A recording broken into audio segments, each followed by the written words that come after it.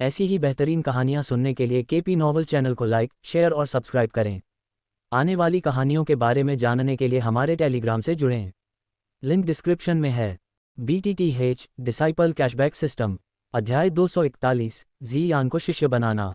ज़ियान, एक पल के विचार के साथ गूही को तुरंत अपनी यादों में वर्णित छोटी सी आकृति याद आ गई।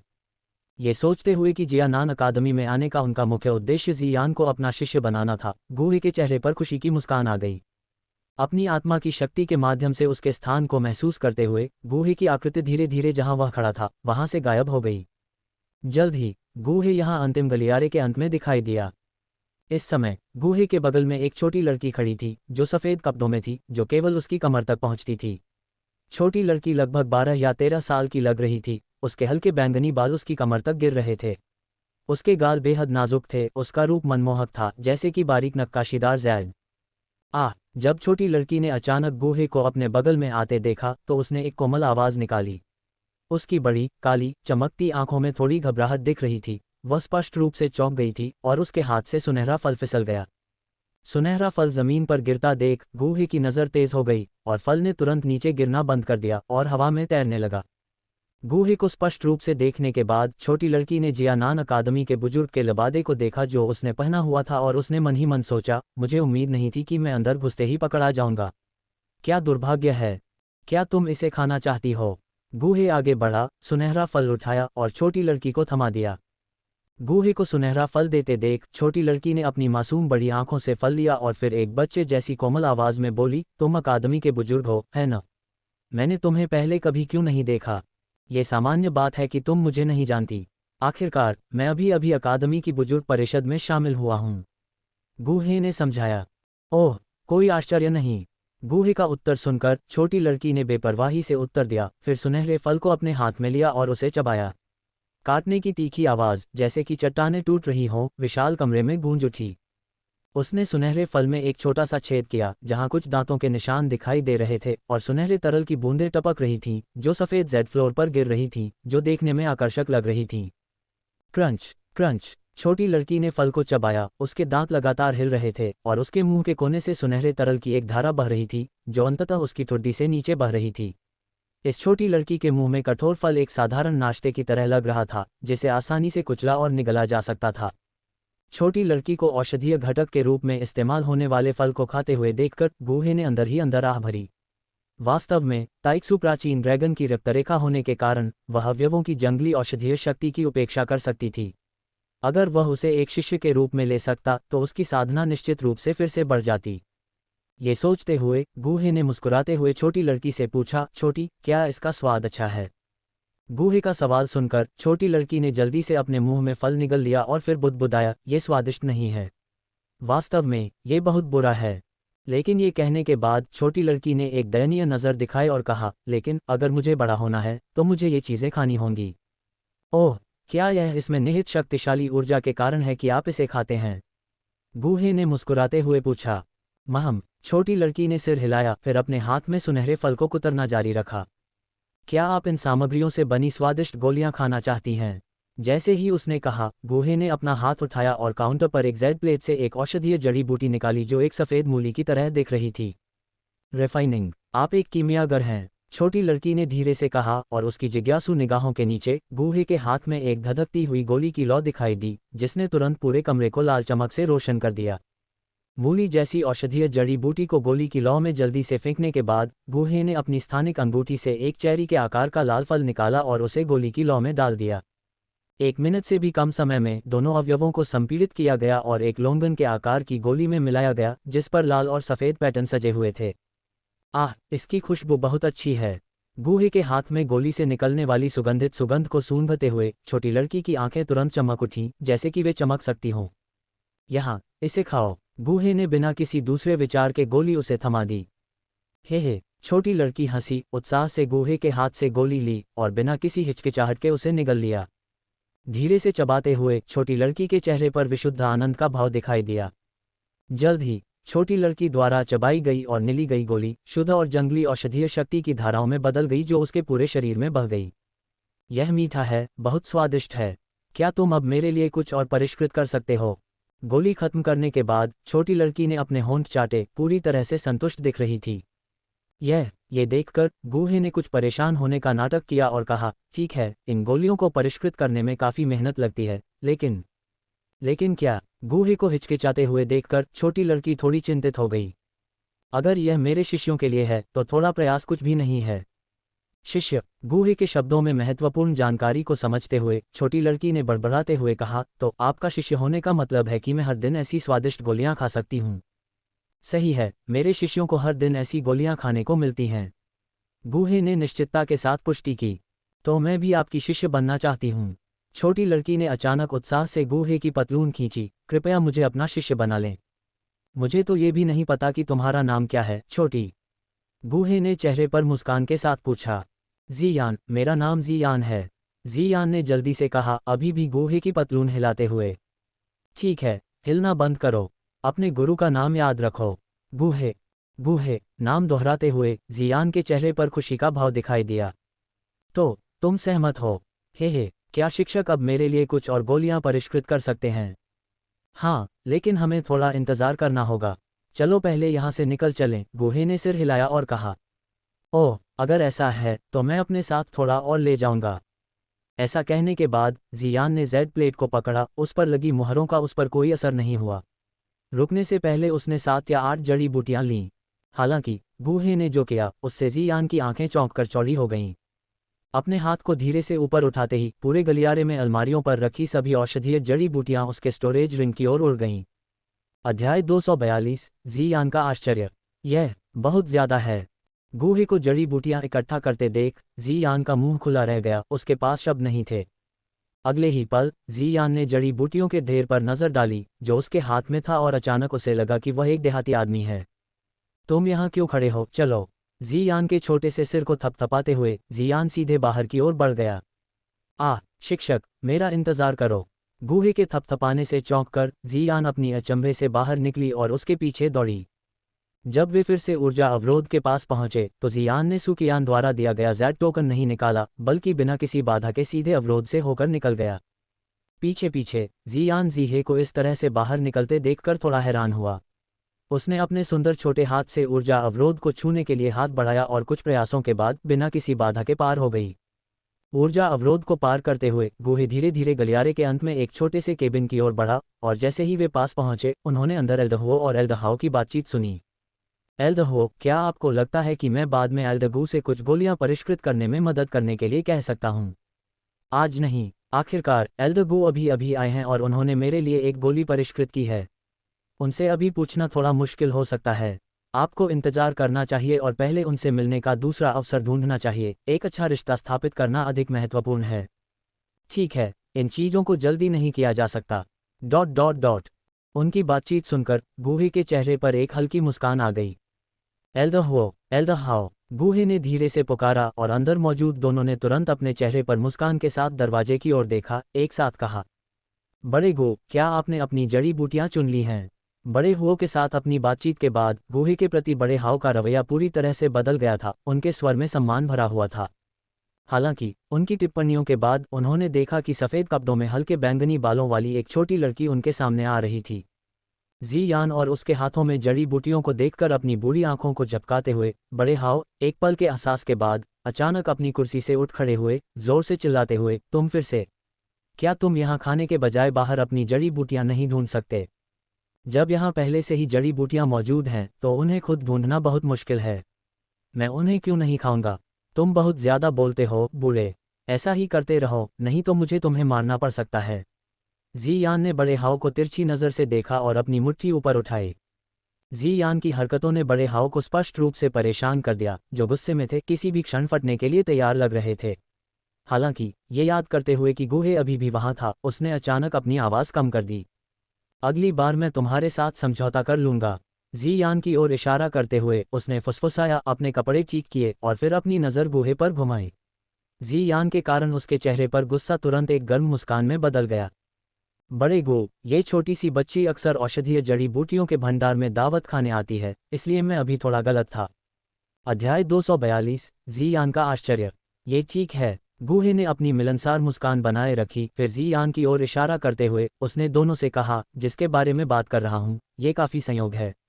मैं औषधीय जड़ी बूटियों के भंडार में इस छोटी सी बच्ची से मिला और मुझे वह काफ़ी दिलचस्प लगी, इसलिए मैंने उसे अपना निजी शिष्य बनाने का फैसला किया। जैसे ही गूहे के शब्द निकले, बड़े हुओ और बड़े हाव के चेहरे पर अजीबोगरीब भाव दिखाई दिए। बड़े गो, ये बच्ची असाधारण रूप से जिद्दी है। भीतरी आंगन में महान बुजुर्ग के अलावा कोई भी उसके उग्र स्वभाव को नियंत्रित नहीं कर सकता। बड़े हाव ने एक व्यंग्यात्मक मुस्कान के साथ कहा। हाँ एल्डर गो, मुझे डर है कि कुछ दिनों में आप इस बारे में सोच रहे होंगे कि उसे अपने शिष्यत्व से कैसे निकाला जाए। एल्डर हो ने हंसते हुए कहा। फफट फफट फफट फफट। उनके द्वारा उसके बारे में की गई ऐसी अमित्रतापूर्ण टिप्पणियों को सुनकर जियान को किसी कारण से अंदर से घबराहट महसूस हुई और उसने अपनी बचकानी आवाज में कहा, एल्डर हाउ, तुमने मेरे शिक्षक के सामने मेरे बारे में बुरा बोलने की हिम्मत कैसे की? मुझे लगता है कि तुम ही सबसे ज्यादा अनियंत्रित हो। और तुम एल्डर हुओ, सावधान रहो, नहीं तो मैं तुम्हारी पूरी दाढ़ी नोच लूंगा। हा, जियान की चिंता भरी नज़र देखकर एल्डर हाओ और एल्डर हुओ ने न केवल उसके अशिष्टता से बोलने के मामले को आगे नहीं बढ़ाया, बल्कि इसके बजाय दिल खोलकर हंसे। एल्डर गू वास्तव में असाधारण है, यहाँ तक कि जियान जैसे अनुशासनहीन व्यक्ति को कुछ टिप्पणियों पर इतना चिंतित करने में कामयाब रहा। एल्डर हाओ ने खुद से सोचा। चेतावनी के लिए आप दोनों का धन्यवाद, मैं इसे ध्यान में रखूंगा। गूहे ने एक अनौपचारिक आदान प्रदान के बाद जवाब दिया और फिर एल्डर हुओ के मार्गदर्शन में वह जियान को अपने आंगन में ले गया। आंगन में अपने सामने नाजुक और प्यारी छोटी लड़की को देखकर गूहे ने खुद से सोचा, सिस्टम, जियान की विशेषताओं की जांच करें। 5वां शिष्य, जियान। अंतर्दृष्टि 8.5, रूट बोन 9, भाग्य 9, जाति ताइक्सु प्राचीन ड्रैगन, स्तर चौथा क्रम मध्यवर्ती, वह अभी भी जानवर है। तकनीक के साथ ताइक्सु प्राचीन ड्रैगन की रक्तरेखा जियान के 9 तक पहुंचने वाले अंक पूरी तरह से गूहे की उम्मीदों के अनुरूप थे। जियान की विशेषताओं की समीक्षा करने के बाद गूहे ने अचानक एक कठोर चेहरे के साथ कहा, जियान, अब जब तुम मेरे शिष्य हो तो मुझे पहले अपने नियमों के बारे में बताने दो। यदि आपको वे अस्वीकार्य लगते हैं तो आप किसी भी समय छोड़ने के लिए स्वतंत्र हैं। गूहे के भाव में अचानक परिवर्तन देखकर जियान की चमकदार काली आंखों में घबराहट का एक संकेत दिखाई दिया। मैं समझ गया, गुरु, जियान ने कमजोर ढंग से जवाब दिया। उसका मन एक बार फिर एल्डर हाओ और एल्डर हुओ के गूहे के सामने मुखबिरी करने पर केंद्रित था और उसने मन ही मन उन्हें कुछ बार कोसा। सबसे पहले, मेरे शिष्य के रूप में मैं तुम्हें 3 स्वागत उपहार दूंगा जिन्हें तुम्हें स्वीकार करना होगा और मना नहीं करना चाहिए। दूसरा, मैं हमेशा उपलब्धियों को पुरस्कृत करता हूँ। चाहे तुम बाहर मेरे लिए प्रसिद्धि लाओ या आंतरिक रूप से अपनी ताकत में प्रगति करो, मैं तुम्हें उदार पुरस्कार दूंगा। तीसरा, जब तक तुम संप्रदाय को धोखा नहीं देते, तुम जो चाहो करने के लिए स्वतंत्र हो। मैं हस्तक्षेप नहीं करूंगा। शुरू में जियान ने सोचा कि गूहे उसके व्यवहार को नियंत्रित करने के लिए कुछ सख्त नियम लागू करने जा रहा है, लेकिन जब उसने सुना कि गूहे के 2 नियम वास्तव में पुरस्कार के उपाय थे, तो वह थोड़ा हैरान रह गई। क्या बस इतना ही? क्या कोई और आवश्यकता नहीं है? जियान ने गूहे से पूछा, कुछ हद तक अचंभित। बस इतना ही, बस इतना ही। जियान की उलझन को देखकर गूहे ने उत्सुक होने का नाटक किया। क्या तुम चाहती थी कि मैं तुम्हारे लिए और भी नियम बनाऊं? जियान अजीब तरह से हंसी और अपने हाथ हिलाए। नहीं, बिल्कुल नहीं, मेरा मतलब यह नहीं था। अध्याय 243, जियान आगे बढ़ता है। 5वां क्रम उच्च स्तर। हे गुरु, आपने जिन 3 स्वागत उपहारों का उल्लेख किया है, वे क्या हैं? जियान ने जिज्ञासा से गूहे की ओर देखा और पूछा, क्या उनमें पहले की तरह स्वादिष्ट गोलियां शामिल हैं? जियान के चेहरे पर उम्मीद भरी अभिव्यक्ति देखकर गूहे को बहुत खुशी हुई। ये पहला शिष्य था जिसने कभी स्वागत उपहार के लिए उससे आग्रह किया था। पहले की गोलियां कुछ खास नहीं हैं, गूहे ने अपना सिर हिलाया। अगले ही पल गूहे के हाथों ने तेजी से कई गहरी हाथ की मुहरें बनाई और जैसे ही उसने ऐसा किया, आंगन के ऊपर का स्थान अजीब तरह से विकृत होने लगा। स्थानिक लॉकडाउन। जैसे ही गूहे ने अंदर से चिल्लाया, अंतरिक्ष अचानक जम गया और असामान्य उतार चढ़ाव की एक लहर तेजी से फैल गई जिसने पूरे आंगन को घेर लिया। इन क्रियाओं को पूरा करने के बाद गूहे ने जियान को देखा और धीरे से कहा, जियान, मेरे करीब आओ। मैं अब तुम्हें पहले स्वागत उपहार के रूप में ऊर्जा प्रदान करूंगा। ऊर्जा संचरण। गूहे के शब्दों को सुनकर जियान की बड़ी काली आंखों में भ्रम की झलक दिखी, लेकिन फिर भी वह निर्देशानुसार कुछ कदम आगे बढ़ी। हो सकता है कि जल्द ही आपके शरीर में एक मजबूत ऊर्जा प्रवेश कर रही हो। अगर आपको लगता है कि आप इसे सहन नहीं कर सकते, तो आपको मुझे तुरंत बताना चाहिए, गूहे ने चेतावनी दी। महम। जियान ने धीरे से सिर हिलाया और फिर धीरे से अपनी आंखें बंद कर लीं। जियान केवल गुहे की कमर तक पहुंचने के लिए पर्याप्त लंबी थी, इसलिए ऊर्जा संचरण प्राप्त करने के लिए उसका खड़ा होना स्वाभाविक था। इस समय उसने धीरे से अपनी दाहिनी हथेली को आगे बढ़ाया और उसे जियान के माथे पर रख दिया। जैसे ही जियान सोच रही थी कि क्या हो रहा है, उसने अचानक महसूस किया कि गुहे की हथेली से एक बहुत बड़ा बल उसके शरीर में स्थानांतरित हो रहा है। जियान का चेहरा बदल गया, वह सोच रही थी कि उसका शिक्षक क्या कर रहा है। एकाग्र हो जाओ और इस शक्ति को अवशोषित करो। गुहे की आवाज़ अचानक गूंज उठी। बिना कुछ सोचे जियान ने शक्ति को अवशोषित करने पर ध्यान केंद्रित किया। कुछ ही सांसों में जियान के भीतर से एक दबी हुई आवाज़ आई और उसका आभामंडल तुरंत बदल गया। वह चौथे क्रम के मध्यवर्ती स्तर से सीधे चौथे क्रम के उच्च स्तर पर पहुंच गई। लेकिन ये प्रक्रिया यहीं नहीं रुकी, उसकी आंतरिक शक्ति बढ़ती रही। एक पल के बाद जियान का आभामंडल फिर से बदल गया। वह सीधे चौथे से पांचवें क्रम पर पहुंच गई थी। कितना उत्साहजनक! शक्ति में तेजी से वृद्धि महसूस करते हुए जियान अविश्वसनीय रूप से उत्साहित हो गई और गुहे द्वारा हस्तांतरित शक्ति को अवशोषित करने पर और भी अधिक ध्यान केंद्रित किया। सौभाग्य से गुहे ने पहले ही आंगन में जगह को बंद कर दिया था, इसलिए जियान की सफलता से उत्पन्न मजबूत आभा बिल्कुल भी बाहर नहीं निकली। जल्द ही जियान का आभामंडल फिर से बदल गया, धीरे धीरे पांचवें क्रम के निम्न स्तर से पांचवें क्रम के मध्य स्तर पर पहुंच गया और कुछ सांसों के बाद पांचवें क्रम के मध्य स्तर से पांचवें क्रम के उच्च स्तर पर पहुंच गया। इसके अलावा उसके भीतर की शक्ति ने उसे छठे क्रम तक पहुंचने में मदद करने के संकेत दिखाने शुरू कर दिए। हालांकि उस समय जियान को भी लगा कि उसका शरीर इतनी शक्तिशाली शक्ति का सामना नहीं कर सकता। उसके माथे पर पसीना आने लगा और उसने बेचैनी से कहा, बस गुरु, मैं अब और सहन नहीं कर सकती। जियान के शब्दों को सुनकर गुहे ने उसकी वर्तमान आभा को महसूस किया, जो छठे क्रम को तोड़ने के स्तर तक पहुंच गई थी, और समय पर अपना हाथ वापस लेते हुए संतुष्ट हो गया। ये सोचना कि ताइक्सु प्राचीन ड्रैगन की काया के साथ वह अपनी डूलिंग साधना का उपयोग करके डूकिंग स्तर के शिखर तक पहुंच सकती है। आंतरिक रूप से उसकी प्रशंसा करते हुए गुहे के कान में एक सूचना भी गूंजी। डिंग, मेजबान ने पांचवें शिष्य जियान को 3 दिनों की साधना प्रदान की है। 24 साल की साधना प्राप्त करने के लिए 3000 गुना रिटर्न ट्रिगर करने के लिए मेजबान को बधाई। नोट, ये 24 वर्ष की साधना एक सितारा डू वेनेरेट से मेल खाती है। 24 वर्ष की साधना को सिस्टम स्पेस में जमा किया गया है। कृपया इसे जांचें, होस्ट। सिस्टम की आवाज़ सुनकर गुहे में स्फूर्ति आ गई। 24 साल की साधना के बदले 3 दिन की साधना एक अविश्वसनीय रूप से लाभदायक सौदा था। अगले ही पल गुहे ने उत्सुकता से अपनी चेतना को सिस्टम स्पेस में डुबो दिया। सिस्टम स्पेस के अंदर प्रकाश का एक बैंगनी गोला शून्य में तैर रहा था। क्या मेजबान 24 साल की साधना स्वीकार करना चाहता है? जैसे ही गुहे की चेतना ने बैंगनी गोले को छुआ, सिस्टम की आवाज़ फिर से गूंज उठी। हालांकि गुहे वर्तमान में आंतरिक प्रांगण में था।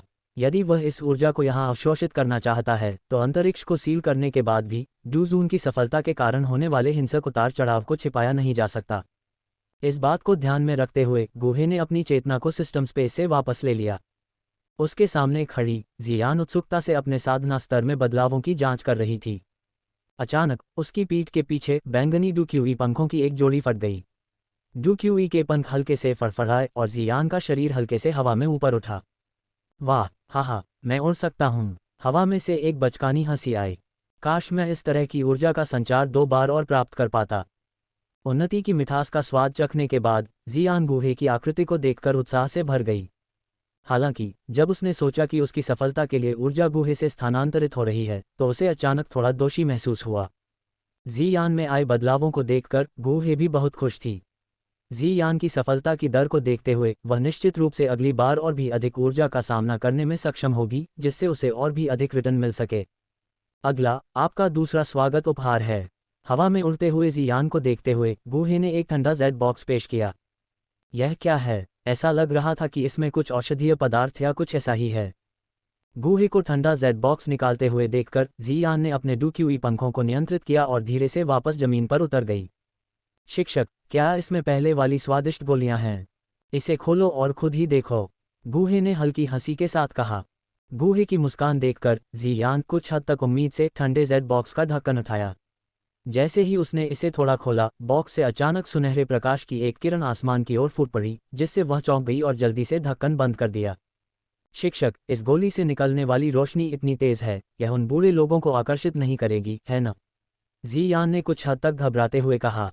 नहीं, यहाँ का स्थान मेरे नियंत्रण में है। जब तक मैं चाहूँ, चाहे गोली की आभा कितनी भी शक्तिशाली क्यों न हो, यह बाहर नहीं फैलेगी। गूहे ने आश्वस्त किया। ओह, ये सुनकर जियान ने राहत की सांस ली, फिर बॉक्स को फिर से खोला। बॉक्स के अंदर सुनहरी रोशनी घूम रही थी और दो छोटे सुनहरे ड्रैगन गोली के अंदर चक्कर लगा रहे थे, जिसमें से ड्रैगन के मंत्रोच्चार की एक हल्की आवाज़ निकल रही थी। ड्रैगन का यह मधुर नारा सुनकर जियान की नज़र अचानक थोड़ी सुस्त हो गई। यह एहसास, ये कुछ हद तक जाना पहचाना है। अपने हाथ से गोली को छूते हुए जियान ने महसूस किया कि उसका रक्त संचार थोड़ा तेज हो गया है। ये किस तरह की गोली है? जियान ने उत्सुकता से पूछा। यिन यांग जुवान लॉन्गडैन यिन यांग रहस्यमय ड्रैगन गोली। अध्याय 244, 9वीं श्रेणी की खजाने की गोली। यिन यांग जुवान लॉन्गडैन 7वीं श्रेणी की औषधीय गोली। गूहे ने धीरे से कहा। ये 2 छठे क्रम के ड्रैगन प्रकार के जादुई जानवरों के जादुई कोर से परिष्कृत है, जो 7 दिन से ज्यादा पहले नहीं मरे थे। ड्रैगन। गूहे द्वारा गोली का परिचय सुनकर जियान का दिल अचानक समझ से भर गया। जियान के हाव भाव में आए बदलाव को देखते हुए गूहे ने अनुमान लगाया कि यिन यांग जुवान लॉन्गडैन में मौजूद ड्रैगन का सार जियान के रक्त के साथ थोड़ा बहुत प्रतिध्वनित हुआ होगा। ये यिन यांग जुवान लॉन्गडैन ले लो। इस गोली का असर निर्वाण से पुनर्जन्म जैसा हो सकता है। गोली के प्रभावों के बारे में जानने के बाद जियान ने एक गहरी सांस ली और फिर यिन यांग जुवान लॉन्गडैन को अपने मुंह में जोर से ठूंस लिया। इससे पहले कि वह चबा पाती, सुनहरी गोली गर्मी की एक धारा में बदल गई जो उसके गले से होते हुए उसके शरीर में बह गई। बाढ़ की तरह उमड़ती गर्मी उसके शरीर में भर गई। इस शक्तिशाली ऊर्जा को महसूस करते हुए जियान थोड़ा घबरा गई और अपने मन को शांत किया, दवा की शक्ति के फूटने का इंतजार किया। हालांकि जियान ने खुद को तैयार करने के बाद औषधीय शक्ति का अपेक्षित विस्फोट नहीं हुआ। उछलती गर्मी स्पंज में बहते पानी की तरह धीरे धीरे शांत हो गई जब तक कि वह पूरी तरह से गायब नहीं हो गई। धीरे धीरे अपनी आंखें खोलते हुए जियान ने अपने गतिहीन शरीर को ऊपर से नीचे तक देखा और बुदबुदाया, गुरु, यिन यांग जुवान लॉन्गडैन को निगलने के बाद मुझे कोई प्रतिक्रिया क्यों नहीं हुई? यह एक कप सादा पानी पीने जैसा है। आप किस प्रतिक्रिया की उम्मीद कर रहे थे? यिन यांग जुवान लॉन्गडैन ताकत बढ़ाने वाली गोली नहीं है। इसका प्राथमिक कार्य पुरानी नींव को तोड़कर एक नया आधार स्थापित करना है। औषधीय शक्ति आपके शरीर में व्याप्त है। यदि भविष्य में आप जीवन और मृत्यु की स्थिति का सामना करते हैं और इसे सक्रिय करने के लिए भाग्यशाली हैं, तो आपको स्वाभाविक रूप से अकल्पनीय लाभ प्राप्त होंगे। अभी के लिए इसे सादा पानी पीने के समान समझें। गूहे ने जियान के कुछ हद तक उदास भाव को देखकर कुछ हद तक मनोरंजक ढंग से कहा। क्या वास्तव में कोई अन्य प्रभाव नहीं है? जियान ने बड़बड़ाया। वास्तव में है, बस ऐसी चीज़ों के लिए आमतौर पर ध्यान केंद्रित करने की आवश्यकता होती है। गूहे ने आगे समझाने का इरादा किया, लेकिन जियान ने अचानक आश्चर्य से कहा, वास्तव में कुछ और है। अभी जब मैंने अपनी आंतरिक स्थिति की जांच की तो मुझे अपने मेरिडियन में अजीब ऊर्जा का एक धागा मिला। यह ऊर्जा मेरे शरीर में पहले से मौजूद ऊर्जा के समान ही है, लेकिन ये थोड़ी अधिक शक्तिशाली लगती है। ये सुनकर गूहे ने मन ही मन आह भरी। ताइक्सु प्राचीन ड्रैगन की वंशावली के योग्य, जो छठे क्रम के ड्रैगन प्रकार के जादुई जानवर से भी अधिक है। उसने स्वाभाविक रूप से ड्रैगन सार को इतनी सहजता से अवशोषित कर लिया। उसी समय गूहे के दिमाग में एक सिस्टम नोटिफिकेशन सुनाई दिया। डिंग, मेजबान ने 5वें शिष्य जियान को 7वीं श्रेणी की औषधीय गोली यिन यांग जुवान लॉन्गडैन दी है। मेजबान को 10,000 गुना रिटर्न प्राप्त करने 9वीं श्रेणी की खजाने की गोली 9 रंगीन जुवान मिंगडैन प्राप्त करने के लिए बधाई। डिंग, 9वीं श्रेणी की खजाने की गोली 9 रंगीन जुवान मिंगडैन सिस्टम स्पेस में जमा की गई है। कृपया इसे जांचें, मेजबान। एक 9वीं श्रेणी की खजाने की गोली। सिस्टम की अधिसूचना सुनकर गूहे अविश्वसनीय रूप से उत्साहित था। ये पहली बार था जब उसने इतनी उच्च श्रेणी की औषधीय गोली प्राप्त की थी। उसका मन उत्सुकता से सिस्टम स्पेस में डूब गया, जहां एक मुर्गी के अंडे के आकार की गोली 9 रंगों के साथ घूमती हुई धुंधले सफेद कोहरे के बीच तैर रही थी। 9 रंगीन जुवान मिंगडैन 9वीं श्रेणी की एक खजाने की गोली। सेवन करने पर इसकी विशाल औषधीय शक्ति शरीर के एक निश्चित हिस्से में जमा हो जाती है, जो गंभीर चोट के मामले में स्वचालित रूप से सक्रिय हो जाती है। भले ही सिर काट दिया गया हो या हड्डियों तक सीमित हो गया हो, फिर भी तेजी से ठीक होना संभव है। डूडी और उससे ऊपर के क्षेत्रों के लिए प्रभाव काफी कम हो जाता है। उपभोक्ता के पास अपने साधना स्तर को बढ़ाने के 9 अवसर भी होंगे, जिसमें 9 अलग अलग औषधीय शक्तियां हर बार विशिष्ट रूप से सक्रिय होंगी। सिस्टम की आवाज सुनकर गूहे की आत्माएं ऊपर उठ गईं। इस 9वीं श्रेणी की खजाने की गोली का होना एक अतिरिक्त जीवन पाने के समान था। इसके अलावा साधना वृद्धि के लिए इसने जो 9 अवसर प्रदान किए, वे संभावित रूप से एक साधना प्रतिभा पैदा कर सकते थे। हालांकि अमर ज्वाला को भस्म करने और फीनिक्स के सार रक्त की शक्ति को अवशोषित करने के बाद गूहे ने पहले ही निर्वाण की शक्ति का उपयोग किया, जिससे 9वीं श्रेणी के खजाने की गोली कुछ हद तक अनावश्यक लगती है। इसके अलावा खेती बढ़ाने के 9 अवसर उसके फायदे वाले व्यक्ति के लिए सीमित उपयोग के लगते थे। इस बात को ध्यान में रखते हुए गुहे ने 9 रंग वाले जुबान मिंगडैंग का उपयोग स्वयं न करने का फैसला किया, बल्कि इसे युन युन के लौटने पर उपहार के रूप में सहेजने का फैसला किया। 9वीं श्रेणी के खजाने की गोली के साथ युन युन न केवल अपनी खेती को तेजी से बढ़ाने में सक्षम होगी, बल्कि जीवन मृत्यु के संकटों से बचने का एक अतिरिक्त साधन भी होगा। अपना मन बना लेने के बाद गुहे ने अपनी चेतना को सिस्टम स्पेस से वापस ले लिया। ज़ियान, मेरे पास तुम्हारे लिए एक आखिरी स्वागत उपहार है, गुहे ने घोषणा की। ये सुनकर ज़ियान की आंखें प्रत्याशा से चमक उठीं और उसने आज्ञाकारी रूप से अपनी आंखें बंद कर लीं।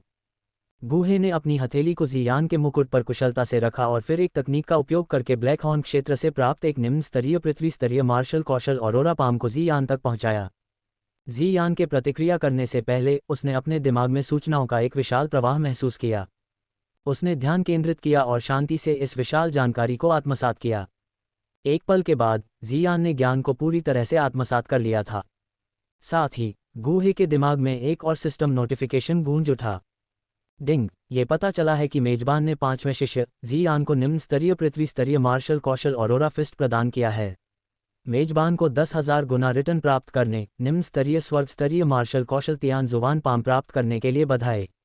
निम्न स्तरीय स्वर्ग स्तरीय मार्शल कौशल तियान जुबान पाम को सिस्टम स्पेस में जमा कर दिया गया है। कृपया इसे जांचें, मेजबान। स्वर्ग स्तरीय मार्शल कौशल तियान जुबान पाम पुरस्कार को अपने पास वापस आते देख गुहे ने विचार किया। यह मार्शल कौशल उसके लिए अपने तुरुप के पत्ते प्रकट किए बिना विरोधियों के खिलाफ उपयोग करने के लिए उपयुक्त होगा। धन्यवाद गुरु। गुहे से ये 3 स्वागत उपहार प्राप्त करने के बाद ज़ियान का उसके प्रति रवैया केवल एक औषधीय गोली खाने की इच्छा से आगे बढ़ गया था। गुहे की ऊर्जा और कौशल प्रदान करने की विधि ने ज़ियान को उसे बहुत रहस्यमय पाया और उसे गहराई से प्रभावित किया। इस प्रकार गुहे की ओर उसकी निगाह अब सम्मान से भर गई। ज़ियान के अच्छे व्यवहार को देखकर गुहे ने संतुष्टि की भावना के साथ उसके छोटे से सिर को छुआ, धीरे से कहा, ज़ियान, जैसा कि मैंने पहले उल्लेख किया था, मेरे शिष्यों को उनकी साधना में किसी भी सफलता के लिए पुरस्कार मिलेगा। और पुरस्कार? गुहे के शब्दों को सुनकर ज़ियान का चेहरा प्रत्याशा से चमक उठा, लेकिन फिर वह इस पर अधिक विचार करने के बाद कुछ हद तक निराश हो गई। मैं अब 5वें क्रम के शिखर पर हूँ। आगे बढ़ने का मतलब 6ठे क्रम तक पहुँचना होगा। वो इसमें कितना समय लगेगा? अचानक ज़ियान ने गुहे की पतलून खींची और बचकानी आवाज में चिल्लाया। अध्याय 245 असामान्य कीमिया गति। ज़ियान को इस अवस्था में देखकर गुहे ने उसके छोटे से सिर को छूकर उसे शांत किया और कहा, रो मत, अपनी प्रतिभा के साथ तुम्हें 6ठी रैंक तक पहुंचने में ज्यादा समय नहीं लगेगा। नहीं, कितना समय है? ज़ियान ने अपना सिर उठाया, उसकी बड़ी आंखें गुहे को गंभीरता से देख रही थीं। इसमें ज्यादा से ज्यादा कुछ महीने लगेंगे, गुहे ने सोचा और कहा। कुछ महीने? क्या यह इतना लंबा समय है? वो खुद से बुदबुदाते हुए ज़ियान ने फिर से अपना सिर नीचे किया और जल्द ही एक रोने की आवाज़ आई। इस छोटी सी बच्ची को देखकर जो हर बात पर रोती है, गुहे ने अपना सिर हिलाया, हार मानकर कड़वी मुस्कान के साथ, अगर तुम रोती रही तो तुम्हें आज वह स्वादिष्ट गोली नहीं मिलेगी। क्या? गुहे के शब्दों को सुनकर ज़ियान ने अचानक अपना सिर फिर से ऊपर उठाया, उसकी आंखें प्रत्याशा से भर गईं। ज़ियान की आंखों के निशानहीन कोनों को देखकर गुहे ने मन ही मन सोचा, इस छोटी सी बच्ची ने रोना कहाँ से सीखा? अगर वह हर दिन यही करती रही तो मैं इसे संभाल नहीं पाऊंगा। हे गुरु, वह स्वादिष्ट गोली कहाँ है? छोटे सफ़ेद दांतों की एक पंक्ति दिखाते हुए ज़ियान ने अपने हाथ हथेलियां ऊपर करके गुहे की ओर उठाए। इस कुछ हद तक बेशर्म प्रशिक्षु का सामना करते हुए गुहे असहाय था और उसने धीरे से उसकी छोटी कोमल हथेलियों को थपथपाया, अपने भाव को थोड़ा और गंभीर दिखाने की कोशिश की। गोलियां बनाने के बाद ही उपलब्ध होंगी। ये कहने के बाद गुहे के सामने अचानक एक विशाल सुनहरा कड़ाही दिखाई दिया और फिर उसने जल्दी से विभिन्न औषधीय जड़ी बूटियां और आध्यात्मिक फल कड़ाही में डालना शुरू कर दिया। गुहे द्वारा थपथपाए जाने के बाद ज़ियान ने अनिच्छा से अपने हाथ वापस खींच लिए और गुहे की हरकतों को देखा। उसके चेहरे पर एक विजयी मुस्कान दिखाई दी। अपने सामने ड्रैगन सोल कॉल्ड्रॉन को देखते हुए गुहे के हाथों में अचानक एक बैंगनी लौ दिखाई दी। अपनी कलाई के एक झटके से बैंगनी लौ तुरंत एक ही आकार की दर्जनों लपटों में विभाजित हो गई और गुहे के एक कोमल थपथपाने के साथ वे सभी ड्रैगन सोल कॉल्ड्रॉन में प्रवेश कर गईं। गुहे ज़ियान के लिए जो गोलियां बना रहे थे वे नियमित कीमिया से अलग थीं। उन्हें एक ही जड़ी बूटी को परिष्कृत करके और स्वाद को बेहतर बनाने के लिए कुछ सामग्री मिलाकर मोटे तौर पर बनाया गया था। इस प्रकार ये प्रक्रिया विशेष रूप से आसान थी और गुहे ने एक ही समय में दर्जनों गोलियां बनाने का विकल्प भी चुना। जल्द ही बैंगनी लॉ के शोधन के तहत ड्रैगन सोल कॉल्ड्रॉन में बड़ी मात्रा में औषधीय सामग्री दर्जनों खुरदरी काली गोलियों में बदल गई। अपने हाथ की एक लहर के साथ गुहे ने गोलियों की सतह को चिकना करने के लिए अपनी भंडारण अंगूठी से विभिन्न सामग्री निकाली। हो गया 1 घंटे के 1/4 से भी कम समय में ड्रैगन सोल कॉल्ड्रॉन के केंद्र में दर्जनों रंगीन गोलियां दिखाई दी, जिनमें से प्रत्येक से एक हल्की खुशबू निकल रही थी। वाह, कड़ाही में इतनी सारी गोलियां देखकर जियान भी कुछ हद तक सुखद आश्चर्यचकित हुई। खुशी से कड़ाही के सामने दौड़ी और अपने हाथों में अभी भी गर्म आध्यात्मिक दवा की गोलियां पकड़ लीं। छोटी के चेहरे पर खुशी भरी मुस्कान देखकर गुहे भी मुस्कुराए। जियान, गोलियों को खाने के बाद उन्हें समय पर परिष्कृत करना याद रखना। जियान द्वारा कड़ाही से सभी आध्यात्मिक दवा की गोलियां लेने के बाद गुहे ने उसे याद दिलाया। ओह, शिष्य जानता है। गुहे की याद दिलाते हुए जियान ने लगभग सहज रूप से जवाब दिया। स्थानिक अवरोध के गायब होने के बाद गुहे ने आंगन में कीमिया करना शुरू कर दिया। लगभग हर कुछ घंटों में गोलियों की एक मनमोहक खुशबू आंगन से बाहर आती थी जहां गुहे था।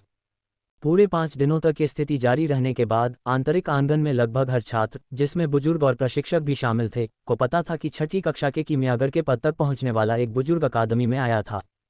हर कोई इस नए बुजुर्ग के बारे में उत्सुक था। हालांकि बड़े बुजुर्ग सु कियान के आदेश के तहत किसी को भी बिना अनुमति के उस प्रांगण में जाने की अनुमति नहीं थी जहां गुहे थे। छठे दिन जिस प्रांगण में गुहे थे वहां अभी भी हर कुछ घंटों में हिंसक उतार चढ़ाव का अनुभव होता था। उतार चढ़ाव को महसूस करने के बाद काले कपड़े पहने एक व्यक्ति, जिसकी नज़र तेज थी, ने थोड़ा सा भौहें सिकुड़ी और तेजी से गुहे की जगह की ओर बढ़ा। जब वह आंगन के प्रवेश द्वार पर पहुंचा तो उसने देखा कि गुहे कड़ाही से एक लाल गोली पारदर्शी जेड की बोतल में डाल रहा था। गुहे के पीछे एक पत्थर के मंच पर ऐसी लगभग 20 जेड की बोतलें थीं। आंगन में सफ़ेद कपड़े पहने एक छोटी लड़की अपने मुंह में एक अजीबोगरीब गोली भर रही थी। जियान की एक झलक पाकर काले कपड़े पहने व्यक्ति ने आश्चर्य का संकेत दिया, लेकिन जल्दी से इसे छिपा लिया। गुहे को उस व्यक्ति के आने का एहसास तब हुआ जब वह उस जगह की ओर बढ़ने लगा, लेकिन गुहे ने धीरे धीरे अपनी नज़रें घुमाने से पहले उसके द्वार पर आने का इंतजार किया।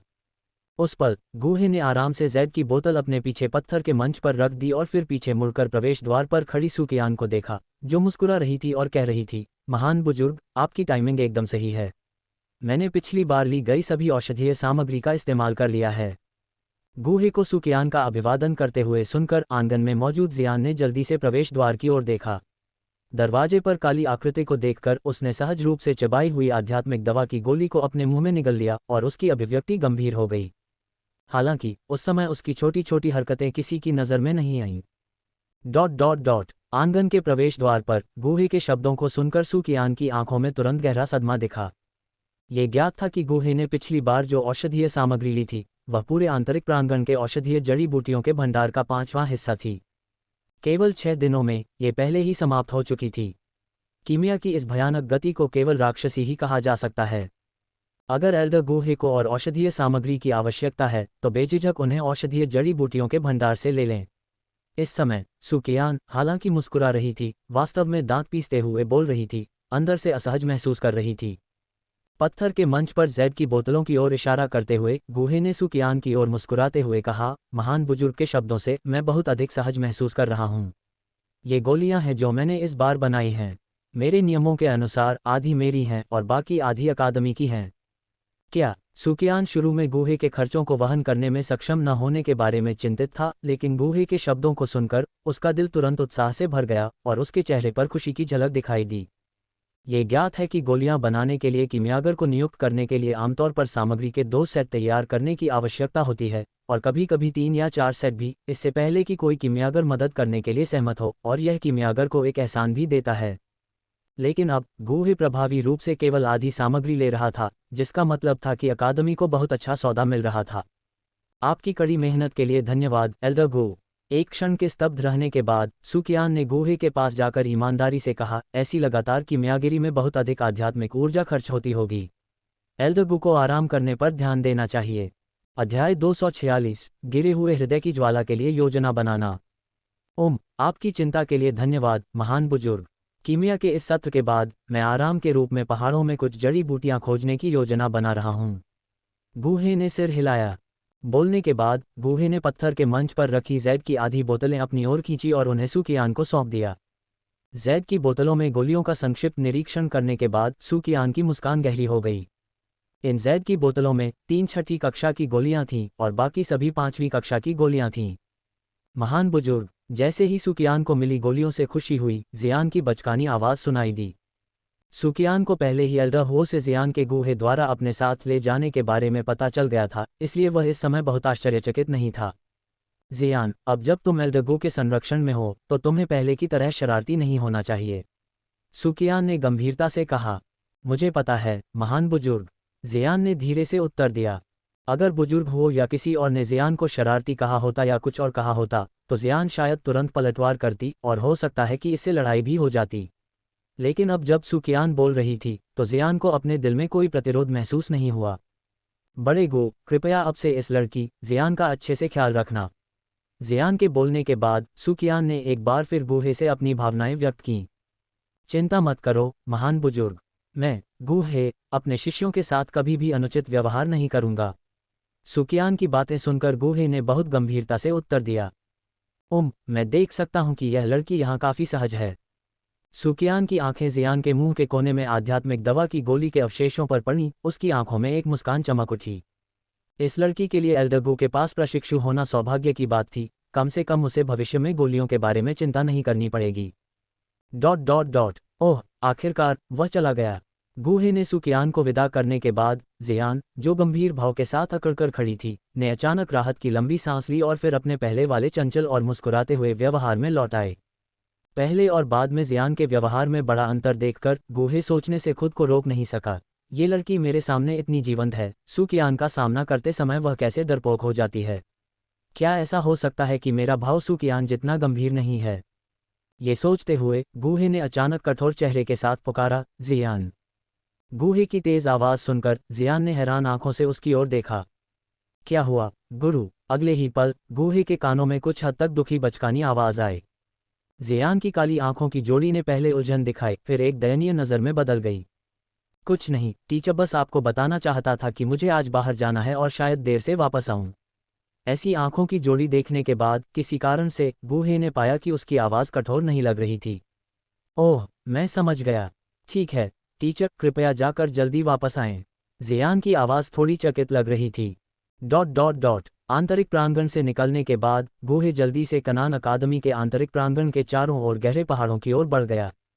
पूरे रास्ते में गूहे ने अपनी उपस्थिति को छिपाया, कई जादुई जानवरों को परेशान नहीं किया। आंतरिक प्रांगण से काफ़ी दूरी तय करने के बाद उसे अपेक्षाकृत एकांत घाटी मिली। कुछ त्वरित हाथ मुहरों के साथ उसने घाटी के चारों ओर एक स्थानिक अवरोध स्थापित किया और फिर एक विशाल हरे पत्थर पर क्रॉस लेग करके बैठ गया। अपनी स्थिति को थोड़ा समायोजित करने के बाद गूहे ने फिर अपने मन को सिस्टम स्पेस में डुबो दिया। फिर गूहे ने चुपचाप कहा, सिस्टम 24 साल की साधना को एकीकृत करना शुरू करो। जैसे ही गूहे के शब्द गिरे, सिस्टम स्पेस के भीतर शून्य में तैरता हुआ रंगहीन गोला अचानक एक चमकदार रोशनी में बदल गया और सीधे गूहे के शरीर में जा गिरा। धमाका! गूहे के शरीर में इस चमकदार रोशनी के प्रवेश के साथ अगले ही पल गूहे ने अपने शरीर के भीतर एक दबी हुई आवाज़ महसूस की। उसके बाद असाधारण रूप से विशाल और हिंसक ऊर्जा की लहरें मूर्त चाबुक की तरह उसके अंगों और हड्डियों की ओर दौड़ती हुई। आपकी चिंता के लिए धन्यवाद, महान बुजुर्ग। कीमिया के इस सत्र के बाद मैं आराम के रूप में पहाड़ों में कुछ जड़ी बूटियां खोजने की योजना बना रहा हूं। गूहे ने सिर हिलाया। बोलने के बाद गूहे ने पत्थर के मंच पर रखी जैद की आधी बोतलें अपनी ओर खींची और उन्हें सुकियान को सौंप दिया। जैद की बोतलों में गोलियों का संक्षिप्त निरीक्षण करने के बाद सुकियान की मुस्कान गहरी हो गई। इन जैद की बोतलों में 3 छठी कक्षा की गोलियां थीं और बाकी सभी 5वीं कक्षा की गोलियां थीं। महान बुजुर्ग, जैसे ही सुकियान को मिली गोलियों से खुशी हुई, जियान की बचकानी आवाज़ सुनाई दी। सुकियान को पहले ही एल्डर हो से जियान के गूहे द्वारा अपने साथ ले जाने के बारे में पता चल गया था, इसलिए वह इस समय बहुत आश्चर्यचकित नहीं था। जियान, अब जब तुम एल्डरगो के संरक्षण में हो तो तुम्हें पहले की तरह शरारती नहीं होना चाहिए, सुकियान ने गंभीरता से कहा। मुझे पता है, महान बुजुर्ग, जियान ने धीरे से उत्तर दिया। अगर एल्डर हो या किसी और ने जियान को शरारती कहा होता या कुछ और कहा होता तो जियान शायद तुरंत पलटवार करता और हो सकता है कि इससे लड़ाई भी हो जाती। लेकिन अब जब सुकियान बोल रही थी तो जियान के दिल में कोई प्रतिरोध नहीं था। एल्डरगो, कृपया अब से इस लड़की जियान का अच्छे से ख्याल रखना। जियान के बोलने के बाद सुकियान ने एक बार फिर गूहे के सामने अपनी भावनाएं व्यक्त कीं। चिंता मत करो, महान एल्डर, मैं गूहे अपने शिष्यों के साथ कभी भी अन्याय नहीं करूंगा। सुकियान की बातें सुनकर गूहे ने बहुत गंभीरता से उत्तर दिया। मैं देख सकता हूं कि यह लड़की यहाँ काफी सहज है। सुकियान की आंखें जियान के मुंह के कोने में आध्यात्मिक दवा की गोली के अवशेषों पर पड़ी, उसकी आंखों में एक मुस्कान चमक उठी। ये लड़की के लिए सौभाग्य की बात थी कि वह हेल्दगू की प्रशिक्षु थी, कम से कम उसे भविष्य में गोलियों के बारे में चिंता नहीं करनी पड़ेगी। ... ओह, आखिरकार वह चला गया। गूहे ने सुकियान को विदा करने के बाद जियान, जो एक गंभीर भाव के साथ अकड़कर खड़ी थी, ने अचानक राहत की एक लंबी सांस ली और फिर अपने पहले वाले चंचल और मुस्कुराते हुए व्यवहार में वापस आ गई। जियान के पहले और बाद के व्यवहार में बड़ा अंतर देखकर गूहे सोचने से खुद को रोक नहीं सका, ये लड़की मेरे सामने इतनी जीवंत है, वह सुकियान का सामना करते समय कैसे डरपोक हो जाती है। क्या ऐसा हो सकता है कि मेरी अभिव्यक्ति सुकियान की तरह गंभीर नहीं है? ये सोचते हुए गूहे ने अचानक कठोर चेहरे से पुकारा, जियान। गूहे की तेज आवाज सुनकर जियान ने उसे हैरान आंखों से देखा। क्या हुआ, गुरु? अगले ही पल गूहे के कानों में कुछ हद तक दुखी बचकानी आवाज आई। जियान की काली आंखों में पहले उलझन दिखी, फिर एक दयनीय नज़र में बदल गई। कुछ नहीं गुरु, बस आपको बताना चाहता था कि मुझे आज बाहर जाना है और शायद देर से वापस आऊं। ऐसी आंखें देखने के बाद किसी कारण से गूहे को लगा कि उसकी आवाज़ कठोर नहीं लग सकती। ओह, मैं समझ गया। ठीक है गुरु, कृपया जाकर जल्दी वापस आएं। जियान की आवाज़ थोड़ी हतप्रभ लग रही थी। ... आंतरिक प्रांगण से निकलने के बाद गूहे जल्दी से जियानान अकादमी के आंतरिक प्रांगण के चारों ओर गहरे पहाड़ों की ओर बढ़ गया। पूरे रास्ते में गूहे ने अपनी उपस्थिति को छिपाया, कई जादुई जानवरों को परेशान नहीं किया। आंतरिक प्रांगण से काफ़ी दूरी तय करने के बाद उसे अपेक्षाकृत एकांत घाटी मिली। कुछ त्वरित हाथ मुहरों के साथ उसने घाटी के चारों ओर एक स्थानिक अवरोध स्थापित किया और फिर एक विशाल हरे पत्थर पर क्रॉस लेग करके बैठ गया। अपनी स्थिति को थोड़ा समायोजित करने के बाद गूहे ने फिर अपने मन को सिस्टम स्पेस में डुबो दिया। फिर गूहे ने चुपचाप कहा, सिस्टम 24 साल की साधना को एकीकृत करना शुरू करो। जैसे ही गूहे के शब्द गिरे, सिस्टम स्पेस के भीतर शून्य में तैरता हुआ रंगीन गोला अचानक एक चमकदार रोशनी में बदल गया और सीधे गूहे के शरीर में जा गिरा। धमाका! गूहे के शरीर में इस चमकदार रोशनी के प्रवेश के साथ अगले ही पल गूहे ने अपने शरीर के भीतर एक दबी हुई आवाज़ महसूस की। उसके बाद असाधारण रूप से विशाल और हिंसक ऊर्जा की लहरें मूर्त चाबुक की तरह उसके अंगों और हड्डियों की ओर दौड़ती हुई। हालांकि गूहे ने पहले भी कई बार इस स्थिति का अनुभव किया था और वह बिल्कुल भी घबराया नहीं था। उसने अपने शरीर के भीतर ऊर्जा को थोड़ा थोड़ा करके फैलाया और फिर धीरे धीरे उसे अवशोषित कर लिया। इस समय गूहे ने शायद ही कोई अनावश्यक हरकत की हो। डू वेनेरिक क्षेत्र में प्रवेश करने के बाद उसके शरीर में जितनी ऊर्जा समाहित हो सकती थी वह डू पूर्वज क्षेत्र की ऊर्जा से अतुलनीय थी। एक बार में 24 साल की साधना को अवशोषित करने के बाद भी गूहे को बहुत असुविधा महसूस नहीं हुई। जल्द ही गूहे के शरीर के भीतर की विशाल ऊर्जा पूरी तरह से अवशोषित हो गई और उस समय उसकी आभा में भी एक सफलता का अनुभव हुआ। दरार! जैसे ही नीचे का विशाल हरा पत्थर का स्लैब टूटा, उसने धीरे से अपनी आंखें खोलीं। अपनी साधना की जांच करने के बाद गूहे ने पाया कि साधना के इस निष्कर्षण से केवल 1 सितारा स्तर की सफलता मिली थी, जो 2 सितारा डू वेनेरेट के स्तर तक पहुंच गई थी। ऐसा लगता है कि जितना आगे बढ़ा जाता है, सफलता के लिए उतनी ही अधिक ऊर्जा की आवश्यकता होती है। यह मुझे कुछ और शिष्यों को लेने के लिए मजबूर करने जैसा है। खुद से बुदबुदाते हुए गूहे फिर जियानान अकादमी के आंतरिक प्रांगण में वापस चला गया। प्रांगण में गूहे को वापस आते देख जियान ने खुशी से उसका अभिवादन किया। गुरु, आप इतनी जल्दी कैसे वापस आ गए? जियान ने उत्सुकता से पूछा, ये देखते हुए कि गूहे 4 घंटे से भी कम समय के लिए गया था। मुझे वह जड़ी बूटियां पहले ही मिल गई थी जिनकी मुझे तलाश थी और मैं वापस आ गया। गूहे ने एक कारण बनाया।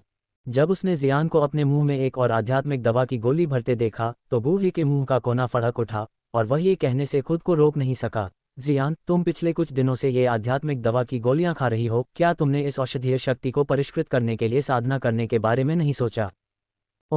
गूहे का सवाल सुनकर जियान एक पल के लिए स्थिर खड़ा रहा और फिर बोला, गुरु, मैं ब्लेजिंग स्काई क्यू में साधना करता था। रिफाइनिंग टॉवर जब खुला था और मैंने अन्य समय में खाने पर ध्यान केंद्रित किया। तुम्हारा मतलब है कि blazing sky Qi refining tower इन दिनों खुला नहीं है? गूहे ने कुछ हद तक हताश होकर पूछा। कुछ समय पहले जब गूहे बाहर गया और आंतरिक प्रांगण में लौटा तो उसने आकाश में विशाल काले टॉवर के प्रवेश द्वार में कई छायाएं प्रवेश करती और बाहर निकलती देखी थीं। नहीं, ऐसा इसलिए है क्योंकि मेरी साधना 5वीं रैंक के शिखर तक पहुंच गई है और blazing sky Qi refining tower में प्रशिक्षण कक्ष अब मेरे किसी काम के नहीं हैं, जियान ने समझाया। मैं समझ गया, गूहे ने बड़बड़ाया, फिर विचार करना शुरू किया। Blazing sky Qi refining tower के नीचे फॉलन हॉट फ्लेम है, जो स्वर्गीय लपटों की सूची में 14वें स्थान पर है और लंबे समय से बिना दावे के रह गई है। अगर वह इसे खा सकता है और इसे परिष्कृत कर सकता है, तो वह कम से कम अपनी साधना को एक स्टार स्तर या उससे अधिक तक बढ़ा सकता है। हालांकि जियानान अकादमी के एक बुजुर्ग के रूप में उनके लिए इसे सीधे लेना उचित नहीं होगा। अचानक गूहे के दिमाग में एक विचार आया। चूंकि उनकी पहचान ने अभिनय करना मुश्किल बना दिया था, इसलिए वे फेन शेनजुए स्प्लिटिंग स्पिरिट तकनीक द्वारा बनाए गए एक आत्मा अवतार को ऐसा करने दे सकते थे। इसके अलावा आत्मा अवतार वर्तमान में सोल हॉल के संरक्षक की पहचान ग्रहण करता है, जो इसे ऐसे कार्यों के लिए पूरी तरह से उपयुक्त बनाता है। अध्याय 247 धधकते आकाश क्यूई शोधन टॉवर में प्रवेश।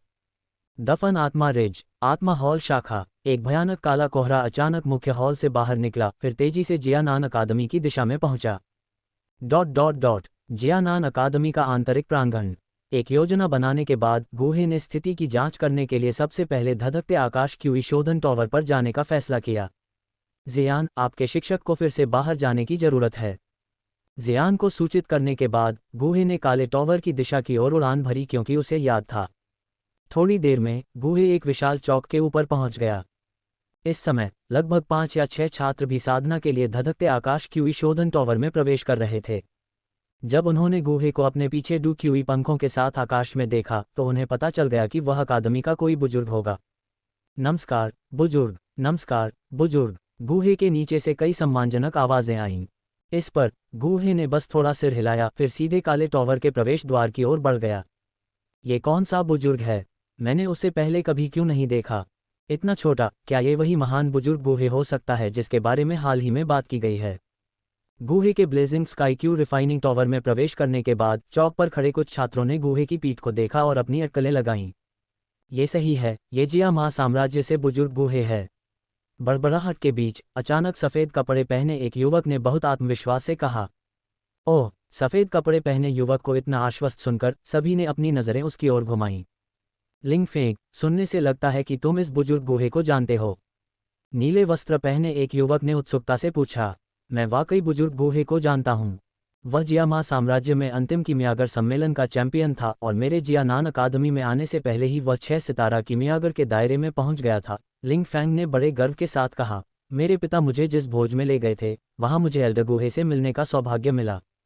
लिंग फैंग की बातें सुनकर हर कोई उसे नई नज़र से देखने से खुद को रोक नहीं सका।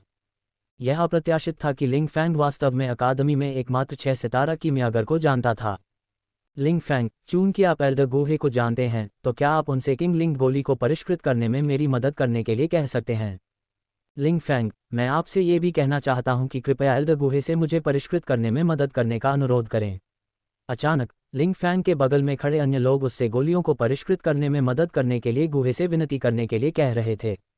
उनकी आंखों में गहरी प्रत्याशा देखकर लिंग फैंग को पता था कि उसने बहुत ज्यादा डींग मारी है और अंदर ही अंदर आह भरते हुए कहा, मैं खुद कीमिया राजा से सिर्फ एक बार मिला हूं। ये कहना मुश्किल है कि क्या वह मुझे याद भी करता है। नीले वस्त्र पहने युवक ने लिंग फैंग को भौहें सिकुड़ते और चुप देखा, इसलिए उसने संकोच से कहा, लिंग फैंग, क्या आप औषधीय पदार्थों के मामले को लेकर चिंतित हैं? आप निश्चिंत रहिए, हम निश्चित रूप से एल्डर गू को हारने नहीं देंगे।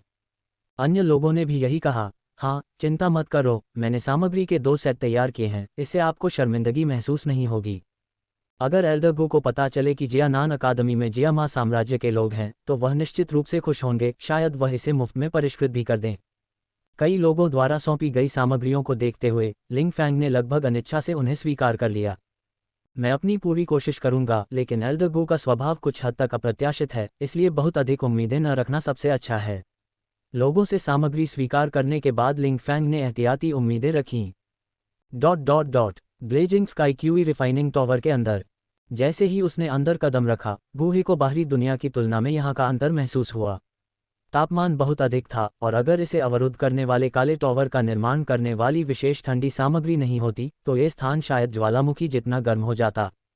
आगे बढ़ते हुए अचानक गूहे के भीतर एक तरह की हृदय की आग भड़क उठी। हालांकि वर्तमान गूहे के लिए कोई उपाय किए बिना भी ये हृदय की आग उसे जरा भी नुकसान नहीं पहुंचा सकती थी। गूहे के प्रवेश करने के कुछ ही समय बाद उसने महसूस किया कि इस स्थान पर तेजी से एक थोड़ी मजबूत आभा आ रही है। अगले ही पल गूहे की नज़र में एक बेहद सादे कपड़े पहने हुए बुजुर्ग दिखाई दिए। यह एल्डर गूहे है ना?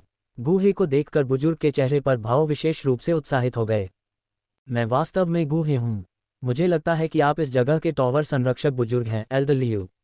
गूहे ने शांति से कहा। हाँ, ये सोचना कि एल्डर गूहे वास्तव में मुझे पहचान लेंगे। ये सुनकर कि गूहे वास्तव में उसकी पहचान जानता है, एल्डर लियू की मुस्कान और भी चौड़ी हो गई।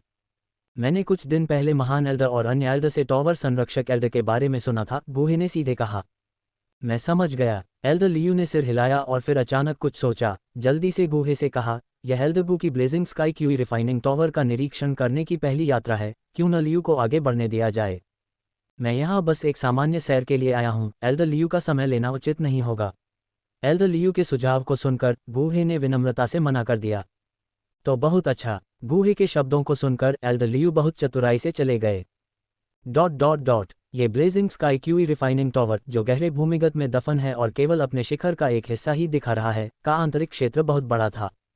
चलते चलते पहली मंजिल पर गूहे ने 500 से कम साधना कक्ष नहीं देखे, और ऐसा कहा जाता है कि जैसे जैसे कोई गहराई में जाता है, टॉवर और भी विशाल होता जाता है।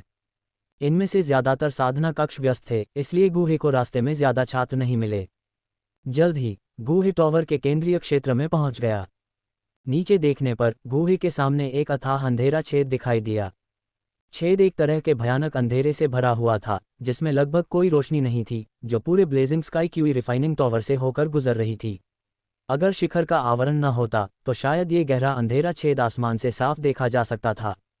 इस जगह पर पहुंचने पर गूहे को साफ तौर पर लगा कि यहाँ की हवा दूसरे इलाकों की तुलना में बहुत ज्यादा गर्म थी, जैसे कि गहरे छेद के तल पर कुछ लगातार पूरे blazing sky QE refining tower को गर्मी दे रहा हो। इस समय गूहे की पुतलियों में बैंगनी रंग की रोशनी की एक झलक दिखाई दी, और फिर से देखने पर नीचे का अंधेरा अजीब तरह से फीका पड़ने लगा। अंतहीन अंधेरे के भीतर अंतरिक्ष अचानक थोड़ा मुड़ने लगा, और फिर ये मुड़े हुए स्थान अदृश्य अजगरों की तरह बहुत ही भयानक गति से छेद के प्रवेश द्वार की ओर चढ़ गए। आसपास का तापमान भी अचानक तेजी से बढ़ गया, जिसके बाद छेद की गहराई से एक बहुत तेज हिस ध्वनि फैल गई। हिस, बिजली चमकने जैसी असामान्य ध्वनि काले गहरे छेद के चारों ओर फैलती और गूंजती रही। एक पल में थोड़ा धुंधला वातावरण अचानक काफी उज्ज्वल हो गया, और हवा में तापमान भी तेजी से बढ़ गया। एक बहुत ही भयानक और प्राचीन आभा धीरे धीरे छेद से निकली, अंत में रात को चीरती हुई बिजली की तरह फट गई, जो अंतहीन गहरे अंधेरे से उभरी। अध्याय 248, रहस्यमय अदृश्य ज्वाला सर्प। इसके बाद छेद से लगभग 2 मीटर ऊपर का स्थान अचानक अत्यधिक विकृति की स्थिति में आ गया। हालांकि अंतरिक्ष के गंभीर विरूपण के बावजूद आम लोग नंगी आंखों से कुछ भी नहीं देख सकते थे, सिवाय उन मुड़ी हुई जगहों और लगातार फुफकारने की आवाज़ों के। इस दृश्य के कारण पूरा क्षेत्र कुछ हद तक भयावह लग रहा था। जल्द ही इस हंगामे ने एल्डर लियू का ध्यान आकर्षित किया, जो इस स्थान के अपेक्षाकृत करीब थे। एल्डर गो, ये खतरनाक है, वहां से चले जाओ। एल्डर लियू ने जोर से चिल्लाया और फिर तेजी से उस स्थान की ओर बढ़ गया। एल्डर लियू की चेतावनी सुनकर गूहे अपनी ताकत को प्रकट न करने के लिए कुछ कदम पीछे हट गया। जब एल्डर लियू गूहे के पास पहुंचे और विकृत स्थान को देखा तो उनकी आंखों में डर की एक झलक दिखाई दी। हालांकि वह नहीं देख पा रहे थे कि वहां क्या था। इतने सालों तक टॉवर संरक्षक एल्डर के रूप में सेवा करने के बाद उन्होंने कुछ चीज़ों के बारे में स्पष्ट रूप से सुना था। इस प्रकार वह ये भी जानता था कि गहरे अंधेरे के भीतर की चीज़ कितनी भयानक थी। एल्डर लियू शायद इसे न देख पाए, लेकिन इसका मतलब यह नहीं था कि गूहे नहीं देख सकता था। इस समय गूहे की शक्तिशाली आत्मा की धारणा के तहत अंतहीन अंधेरे से जो कुछ उभरा वह एक विशाल अदृश्य ज्वाला सर्प था, जो लगभग 10 मीटर मोटा और सैकड़ों मीटर लंबा था। ज्वाला सर्प कुछ विकृत लपटों में लिपटा हुआ था। उसका विशाल मुंह खुला हुआ था, जिसके नुकीले दांत एक वयस्क की जांघ जितने मोटे थे और मुड़े हुए उतार चढ़ाव को छोड़ रहे थे। इसकी बड़ी त्रिकोणीय आंखों की जोड़ी लगातार अदृश्य लपटें निकाल रही थी। क्रोध की गर्जना के साथ ज्वाला सर्प अंधेरे से बाहर निकल आया। हालांकि जैसे ही वह अंधेरे छेद से लगभग 5 मीटर ऊपर पहुंचने वाला था, आसपास का स्थान अचानक हिंसक रूप से उतार चढ़ाव करने लगा। उस क्षण छेद के चारों ओर का स्थान विचित्र रूप से मुड़ गया और एक स्थानिक पिंजरा बन गया। ज्वाला सर्प की अपार गति के बावजूद जब वह स्थानिक पिंजरे से टकराया तो उसने पिंजरे को बिना किसी अन्य प्रभाव के कुछ समय के लिए उतार चढ़ाव दिया। यह महसूस करते हुए कि सफलता निराशाजनक थी, ज्वाला सर्प कुछ हद तक उन्मत्त हो गया। उसके विशाल मुंह से अदृश्य लपटें निकलीं, आकाश को ढकते हुए और स्थानिक पिंजरे को जलाते हुए। दुर्भाग्य से, चाहे वह कैसे भी जले, स्थानिक पिंजरा मजबूती से अपनी जगह पर बना रहा। कुछ देर तक पागलपन से संघर्ष करने के बाद अदृश्य ज्वाला सर्प अंततः थक गया। उसने क्रोध से भरी दहाड़ लगाई, फिर अंतरिक्ष लगातार मुड़ गया और सर्प अदृश्य में वापस चला गया, अंधेरे छेद की गहराई में वापस गोता लगा। जैसे ही ज्वाला सर्प गायब हो गया, स्थानिक पिंजरा धीरे धीरे फीका पड़ गया जब तक कि वह अंततः गायब नहीं हो गया। टस्क टस्क, इसने पहले से ही भावनाओं और बुद्धिमत्ता के साथ एक ज्वाला आत्मा को संघनित कर दिया है। अदृश्य ज्वाला सर्प की आभा को महसूस करते हुए गुहे ने मन ही मन कहा, ऐसी बुद्धि कुछ 7वें दर्जे के जादुई जानवरों के बराबर है जो मानव रूप में बदल सकते हैं। गुहे ने जिस ज्वाला आत्मा का उल्लेख किया है वह शुद्ध ज्वालाओं से पैदा हुई एक अलग तरह की जिंदगी है। गुहे के लिए यह अदृश्य ज्वाला सर्प टॉवर के भीतर गिरे हुए हृदय की ज्वाला से पैदा हुई बुद्धि थी। ये भी कहा जा सकता है कि ज्वाला सर्प धधकते आकाश की हुई रिफाइनिंग टॉवर में गिरे हुए हृदय की ज्वाला का असली रूप था। इस दुनिया में अजीबोगरीब ज्वालाएं वर्षों के संचय के बाद विभिन्न विचित्र रूपों में विकसित हो सकती हैं। उदाहरण के लिए, कमल के पौधे जैसी दिखने वाली ग्रीन लोड्स कोर फ्लेम हजारों सालों में कोर फ्लेम के संकुचित होने का परिणाम है। हालांकि ग्रीन लोड्स कोर फ्लेम ने एक पौधे का रूप ले लिया है, लेकिन इसने अपनी भावनाओं और बुद्धिमत्ता को विकसित नहीं किया है। इसके विपरीत, गुहे के सामने प्रकट हुआ ज्वाला सर्प वास्तव में अपनी भावनाओं को व्यक्त करता है, दोनों को स्पष्ट रूप से अलग करता है। इस समय अपने आसपास के तापमान को कम होते हुए महसूस करते हुए एल्दरलियू ने राहत की एक लंबी सांस ली और बुदबुदाया, वह करीब था, लेकिन वह चीज अचानक कैसे जाग गई। उसके बगल में अदृश्य ज्वाला सर्प के विलीन होने के बाद गुहे ने भी काफी आश्चर्यचकित होने का नाटक किया। एल्दरलियू, क्या अभी जो हंगामा हुआ था वह टॉवर के अंदर गिरे हुए हृदय की ज्वाला के कारण था? गुहे ने अपनी आंखों में जिज्ञासा के साथ पूछा। गुहे द्वारा गिरे हुए हृदय की लौ का उल्लेख सुनकर एल्दरलियू को कुछ भी गलत नहीं लगा। जियानान अकादमी के भीतर गिरे हुए हृदय की लौ कोई रहस्य नहीं थी और कई बुजुर्गों को इसके अस्तित्व के बारे में पता था। वास्तव में ये गिरे हुए हृदय की लौ है। गुहे के प्रश्न को सुनकर एल्दरलियू ने सिर हिलाया, फिर अपनी चिंता व्यक्त की। ये जानवर हाल के वर्षों में समय समय पर परेशानी पैदा करता रहा है। मुझे वास्तव में नहीं पता कि डीन द्वारा व्यवस्थित स्थानिक पिंजरा कितने समय तक टिक सकता है। एल्दरलियू को बहुत अधिक चिंता करने की आवश्यकता नहीं है। गिरे हुए हृदय की लौ शक्तिशाली है, लेकिन सील को मजबूत करने के लिए अकादमी के सभी बुजुर्गों की संयुक्त शक्ति के साथ ये काफी समय तक टिकी रहनी चाहिए। डीन के वापस आने के बाद सब कुछ हल हो जाएगा। इस समय गुहे एल्दरलियू के सामने गंभीरता से जवाबी उपायों का विश्लेषण कर रहे थे, लेकिन उनका दिल गणना कर रहा था कि गिरे हुए हृदय की लौ को कैसे उचित रूप से हटाया जाए। चलो आशा करते हैं कि ऐसा हो। एल्दरलियू ने गहरी सांस ली। फिर गुहे की ओर देखते हुए उसकी नज़र कुछ गंभीर हो गई। एल्दरगो, किसी को भी इस क्षेत्र में नहीं जाना चाहिए। यह मेरी लापरवाही है कि मैंने आपको इसके बारे में नहीं बताया, क्योंकि आज आप पहली बार यहाँ आए हैं। अगर दूसरे एल्डर्स को पता चल गया तो कुछ परेशानी हो सकती है। एल्दरलियू, चूंकि कोई नुकसान नहीं हुआ, इसलिए इस पर ज्यादा सोचने की जरूरत नहीं है। इसके अलावा मुझे आज यहाँ कुछ भी याद नहीं है। एल्दरलियू के दोषी व्यवहार को देखकर गुहे ने धीरे से कहा, अपने रुख का संकेत देते हुए। धन्यवाद एल्दरगो। गुहे के शब्दों को सुनकर एल्दरलियू के चेहरे पर कुछ नरमी आई। एक बार फिर उन्होंने जाने से पहले गहरे अथाह छेद पर आशंका से नजर डाली। एल्दरलियू के कदमों का अनुसरण करते हुए गुहे भी टॉवर के केंद्रीय क्षेत्र से बाहर निकल गए। एल्दरगो, क्या आप नीचे की मंजिलों तक जाना चाहते हैं? दूसरी मंजिल से जुड़ने वाले प्रवेश द्वार पर एल्दरलियू रुक गए। कोई ज़रूरत नहीं है, मैं सिर्फ ये जानना चाहता था कि टावर की खेती में तेजी लाने पर क्या असर होता है।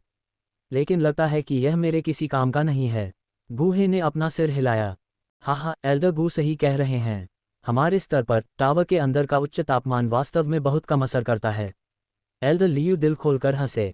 एल्दरलियू, अचानक गुहे और एल्दरलियू के कानों में एक हल्की ठंडी आवाज़ गूंजी। गुहे ने आवाज़ के स्रोत की ओर देखा और एक युवा महिला को देखा जो चांदी का गाउन पहने हुए थी। वह लंबी थी, उसका चेहरा थोड़ा पतला था और उसमें एक दुर्लभ सुंदरता थी। उसकी त्वचा बर्फ की तरह सफ़ेद थी, उसकी विशेषताएं एक पेंटिंग की तरह थीं और सबसे आश्चर्यजनक रूप से उसके कमर तक लंबे बाल एक दुर्लभ चांदी के थे। चांदी के बाल उसके चांदी के गाउन से मेल खाते हुए एक दूर और ठंडे स्वभाव को दर्शाते थे, जिससे ऐसा लगता था कि उसे दूर से प्रशंसा करनी चाहिए लेकिन उसका अपमान नहीं करना चाहिए। इस आकृति को देखकर गुहे ने तुरंत महिला की पहचान का अनुमान लगा लिया। अध्याय 249, गिरे हुए हृदय की ज्वाला की सील तोड़ना। हान यू, चांदी के बालों वाली महिला और उसकी मध्यम स्तर की डू स्पिरिट शक्ति को देखते हुए गुहे को यकीन था कि यह महिला हान यू थी, जिसके बारे में बात करते हुए कनान अकादमी के आंतरिक प्रांगण में लिन शियुआ, लियू किंग और हान यू सभी के पास काफ़ी अच्छी प्रतिभाएं थीं। यदि उचित हो तो गुहे कुछ और शिष्यों को लेने में कोई आपत्ति नहीं करेंगे। हे, यह मिस यू निकली। इस बार आप किस स्तर पर साधना करने की योजना बना रही हैं? जब गूहे सोच रहा था, उसके बगल में एल्डर लियू ने पहले ही चांदी की पोशाक वाली महिला से अपने चेहरे पर मुस्कान के साथ बातचीत शुरू कर दी थी। 5वां स्तर। चांदी की पोशाक वाली महिला ने जवाब देने से पहले थोड़ा संकोच किया। महिला का उत्तर सुनकर एल्डर लियू आश्चर्यचकित हो गए और खुद को ये कहते हुए रोक नहीं पाए, अच्छा अच्छा। इस दर पर आपको इस आंतरिक प्रांगण में एक एल्डर पद के लिए प्रतिस्पर्धा करने में बहुत साल नहीं लगेंगे। आपकी साधना प्रतिभा और गति वास्तव में आश्चर्यजनक है। ये सब sky blazing Qi refining tower के आशीर्वाद के कारण है। इसके बिना मैं निश्चित रूप से अपने दम पर इस स्तर को प्राप्त नहीं कर सकती थी। चांदी की पोशाक में महिला ने विनम्रतापूर्वक कहा, फिर अपनी आंखों में जिज्ञासा की चमक के साथ एल्डर लियू के बगल में गूहे को देखा। वैसे मैं उन्हें आपसे मिलवाना लगभग भूल ही गई थी। यह एल्डर गूहे हैं, अकादमी में एक नए एल्डर।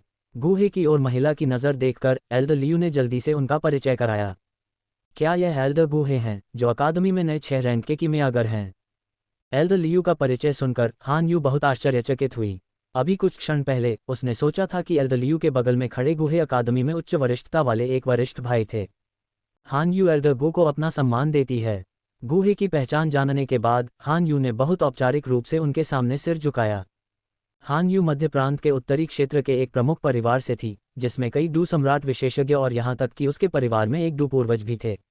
आमतौर पर वह अकादमी में सामान्य बुजुर्गों पर ज़्यादा ध्यान नहीं देती थी, लेकिन गूहे जैसे 6 रैंक कीमियागर के लिए, यहाँ तक कि उसके पिता भी उसके साथ सम्मान से पेश आते थे। इसलिए इस समय वह विशेष रूप से सम्मानजनक थी। ऐसी औपचारिकताओं की कोई ज़रूरत नहीं है। हान यू के सलाम का सामना करते हुए गूहे ने गर्मजोशी से मुस्कुराते हुए जवाब दिया। गूहे के बोलने के बाद हान यू ने अचानक कहा, बड़े गू, मेरे पास आपके लिए एक सवाल है। पूछिए। गूहे ने लापरवाही से अपना हाथ हिलाया। हमने लंबे समय से बर्बर राजा को साधना के लिए टॉवर पर आते क्यों नहीं देखा? हान यू ने अपनी आंखों में भ्रम के साथ पूछा। उसने गूहे के बारे में सुना था कि उसने जियान को अपना शिष्य बना लिया है, लेकिन चूंकि sky blazing Qi refining tower लगभग आधे महीने तक बंद रहने के बाद हाल ही में फिर से खुला था, इसलिए जियान कभी नहीं आया, जिससे वह काफ़ी उत्सुक हो गई। हे बर्बर राजा, क्या तुम जियान के बारे में बात कर रहे हो? हान यू के सवाल को सुनकर गूहे हल्के से हंसा। हाँ, मैं उसे इसी नाम से पुकारने का आदी हूँ। हान यू ने कुछ शर्मिंदगी से कहा, मुझे आश्चर्य है कि वह इस दौरान क्या कर रही होगी। जियान अपनी साधना में आप सभी की तरह मेहनती नहीं रही है। वह सिर्फ मेरे आंगन में रहना जानती है, मुझसे उसे आत्मा की दवाइयाँ और गोलियाँ खिलाने के लिए चिल्लाती रहती है। वह एक दिन में दर्जनों आत्मा जड़ी बूटियाँ खा जाती है। गूहे ने निराश भाव दिखाते हुए आह भरी। क्या? गूहे के शब्दों को सुनकर हान यू को बहुत झटका लगा और वह बोल पड़ा, कौन एक दिन में दर्जनों आत्मा जड़ी बूटियां खाने का जोखिम उठा सकता है? मैं अभी भी इन आत्मा दवाओं का खर्च उठा सकता हूँ। इसके अलावा भले ही मैं इसे वहन न कर सकूं, मुझे उसका समर्थन करना चाहिए, क्योंकि वह मेरी शिष्या है। गूहे ने अपने चेहरे पर थोड़ी बेबसी के साथ कहा। इस समय उनके बगल में बैठे एल्डर लियू के चेहरे पर भी हान यू की तरह ही आश्चर्य की अभिव्यक्ति थी। हालांकि अपने शुरुआती आश्चर्य के बाद उन दोनों को जियान से बहुत ईर्ष्या होने लगी। गूहे के अधीन जियान के उपचार के बारे में सोचते हुए हान यू खुद को कुछ अजीब विचार करने से नहीं रोक पाए। अगले ही पल हान यू के चेहरे पर थोड़ी उम्मीद दिखी और उसने झिझकते हुए पूछा, एल्डर गू, क्या आप अभी भी शिष्यों को स्वीकार कर रहे हैं? हान यू के शब्दों को सुनकर गूहे और एल्डर लियू दोनों ही काफी हैरान थे। एक पल सोचने के बाद गूहे ने जानबूझकर पूछा, आपने अभी क्या कहा? मैंने स्पष्ट रूप से नहीं सुना। हान यू एल्डर गू को अपना गुरु बनाना चाहती है। जब उसने ये कहा तो हान यू का चेहरा बहुत घबराया हुआ था, लगभग चिल्लाते हुए, उसके सामान्य ठंडे व्यवहार के बिल्कुल विपरीत। एल्डर गू, मिस यू में साधना के लिए उत्कृष्ट प्रतिभा है और वह बहुत मेहनती है। वह एक होनहार उम्मीदवार है। गूहे की चुप्पी देखकर एल्डर लियू ने भी उसे मना लिया। गूहे ने पहले से ही हान यू को अपना शिष्य बनाने के बारे में सोचा था, लेकिन अगर उसने उसे इतनी आसानी से स्वीकार कर लिया तो उसके आंगन की दहलीज जल्द ही दूसरों द्वारा रौंद दी जा सकती है। इसके अलावा गूहे शिष्यों को स्वीकार करने में केवल प्रतिभा पर विचार नहीं करता था। यदि अन्य पहलू उसकी अपेक्षाओं को पूरा नहीं करते थे तो वह उन्हें नहीं लेता था, भले ही उनमें आवश्यक प्रतिभा हो। यहाँ क्या है, चूंकि तुम मेरे शिष्य बनना चाहते हो, अपनी ईमानदारी दिखाओ। यदि आप 1 महीने के भीतर एक सितारा तोड़ सकते हैं तो मैं आपको अपना शिष्य बनाने के लिए सहमत हो जाऊंगा। इस पर विचार करने के बाद गूहे ने एक शिष्य को स्वीकार करने के लिए अपनी शर्त रखी। मिस यू ने हाल ही में अपनी डू स्पिरिट रैंक हासिल की है और 1 महीने के भीतर फिर से तोड़ना थोड़ा मुश्किल हो सकता है। एल्डर लियू ने मन ही मन सोचा। सहमत। अगर मैं 1 महीने के भीतर एक भी तारा नहीं तोड़ पाया तो मैं एल्दगू को और परेशान नहीं करूंगा। गूहे के शब्दों को सुनकर हान यू की आंखों में दृढ़ निश्चय की झलक दिखाई दी। गूहे को फिर से प्रणाम करने के बाद वह सीधे टॉवर के निचले स्तरों की ओर चली गई। हान यू को वापस जाते हुए देखकर एल्दलियू ने गूहे से आह भरी, मिस यू के जिद्दी स्वभाव के कारण वह इस महीने एक साधना मशीन में बदल सकती है। ... हान यू के साथ इस प्रकरण के बाद गूहे sky blazing Qi refining tower से बाहर चला गया और जल्द ही अपने आंगन में वापस आ गया। अब जब गूहे sky blazing Qi refining tower के अंदर की स्थिति के बारे में बहुत स्पष्ट था तो उसे बस अपने अवतार के आने का इंतजार करने की जरूरत थी और फिर वह अपने अवतार को सीधे नियंत्रण में ले सकता था। अगले दिन जब गूहे ने महसूस किया कि उसका अवतार कनान अकादमी के बाहरी क्षेत्र के पास आ रहा है तो उसके चेहरे पर मुस्कान आ गई। इसके तुरंत बाद गूहे ने प्रवेश करने से पहले जी यान को कुछ शब्द बताए अपने कमरे में जल्दी से एक सील स्थापित करते हुए गूहे की आकृति अंतरिक्ष में एक मोड़ के साथ गायब हो गई। अगले ही पल गूहे अचानक मैग्मा के बीच sky blazing Qi refining tower के तल पर गहरे छेद में दिखाई दिया।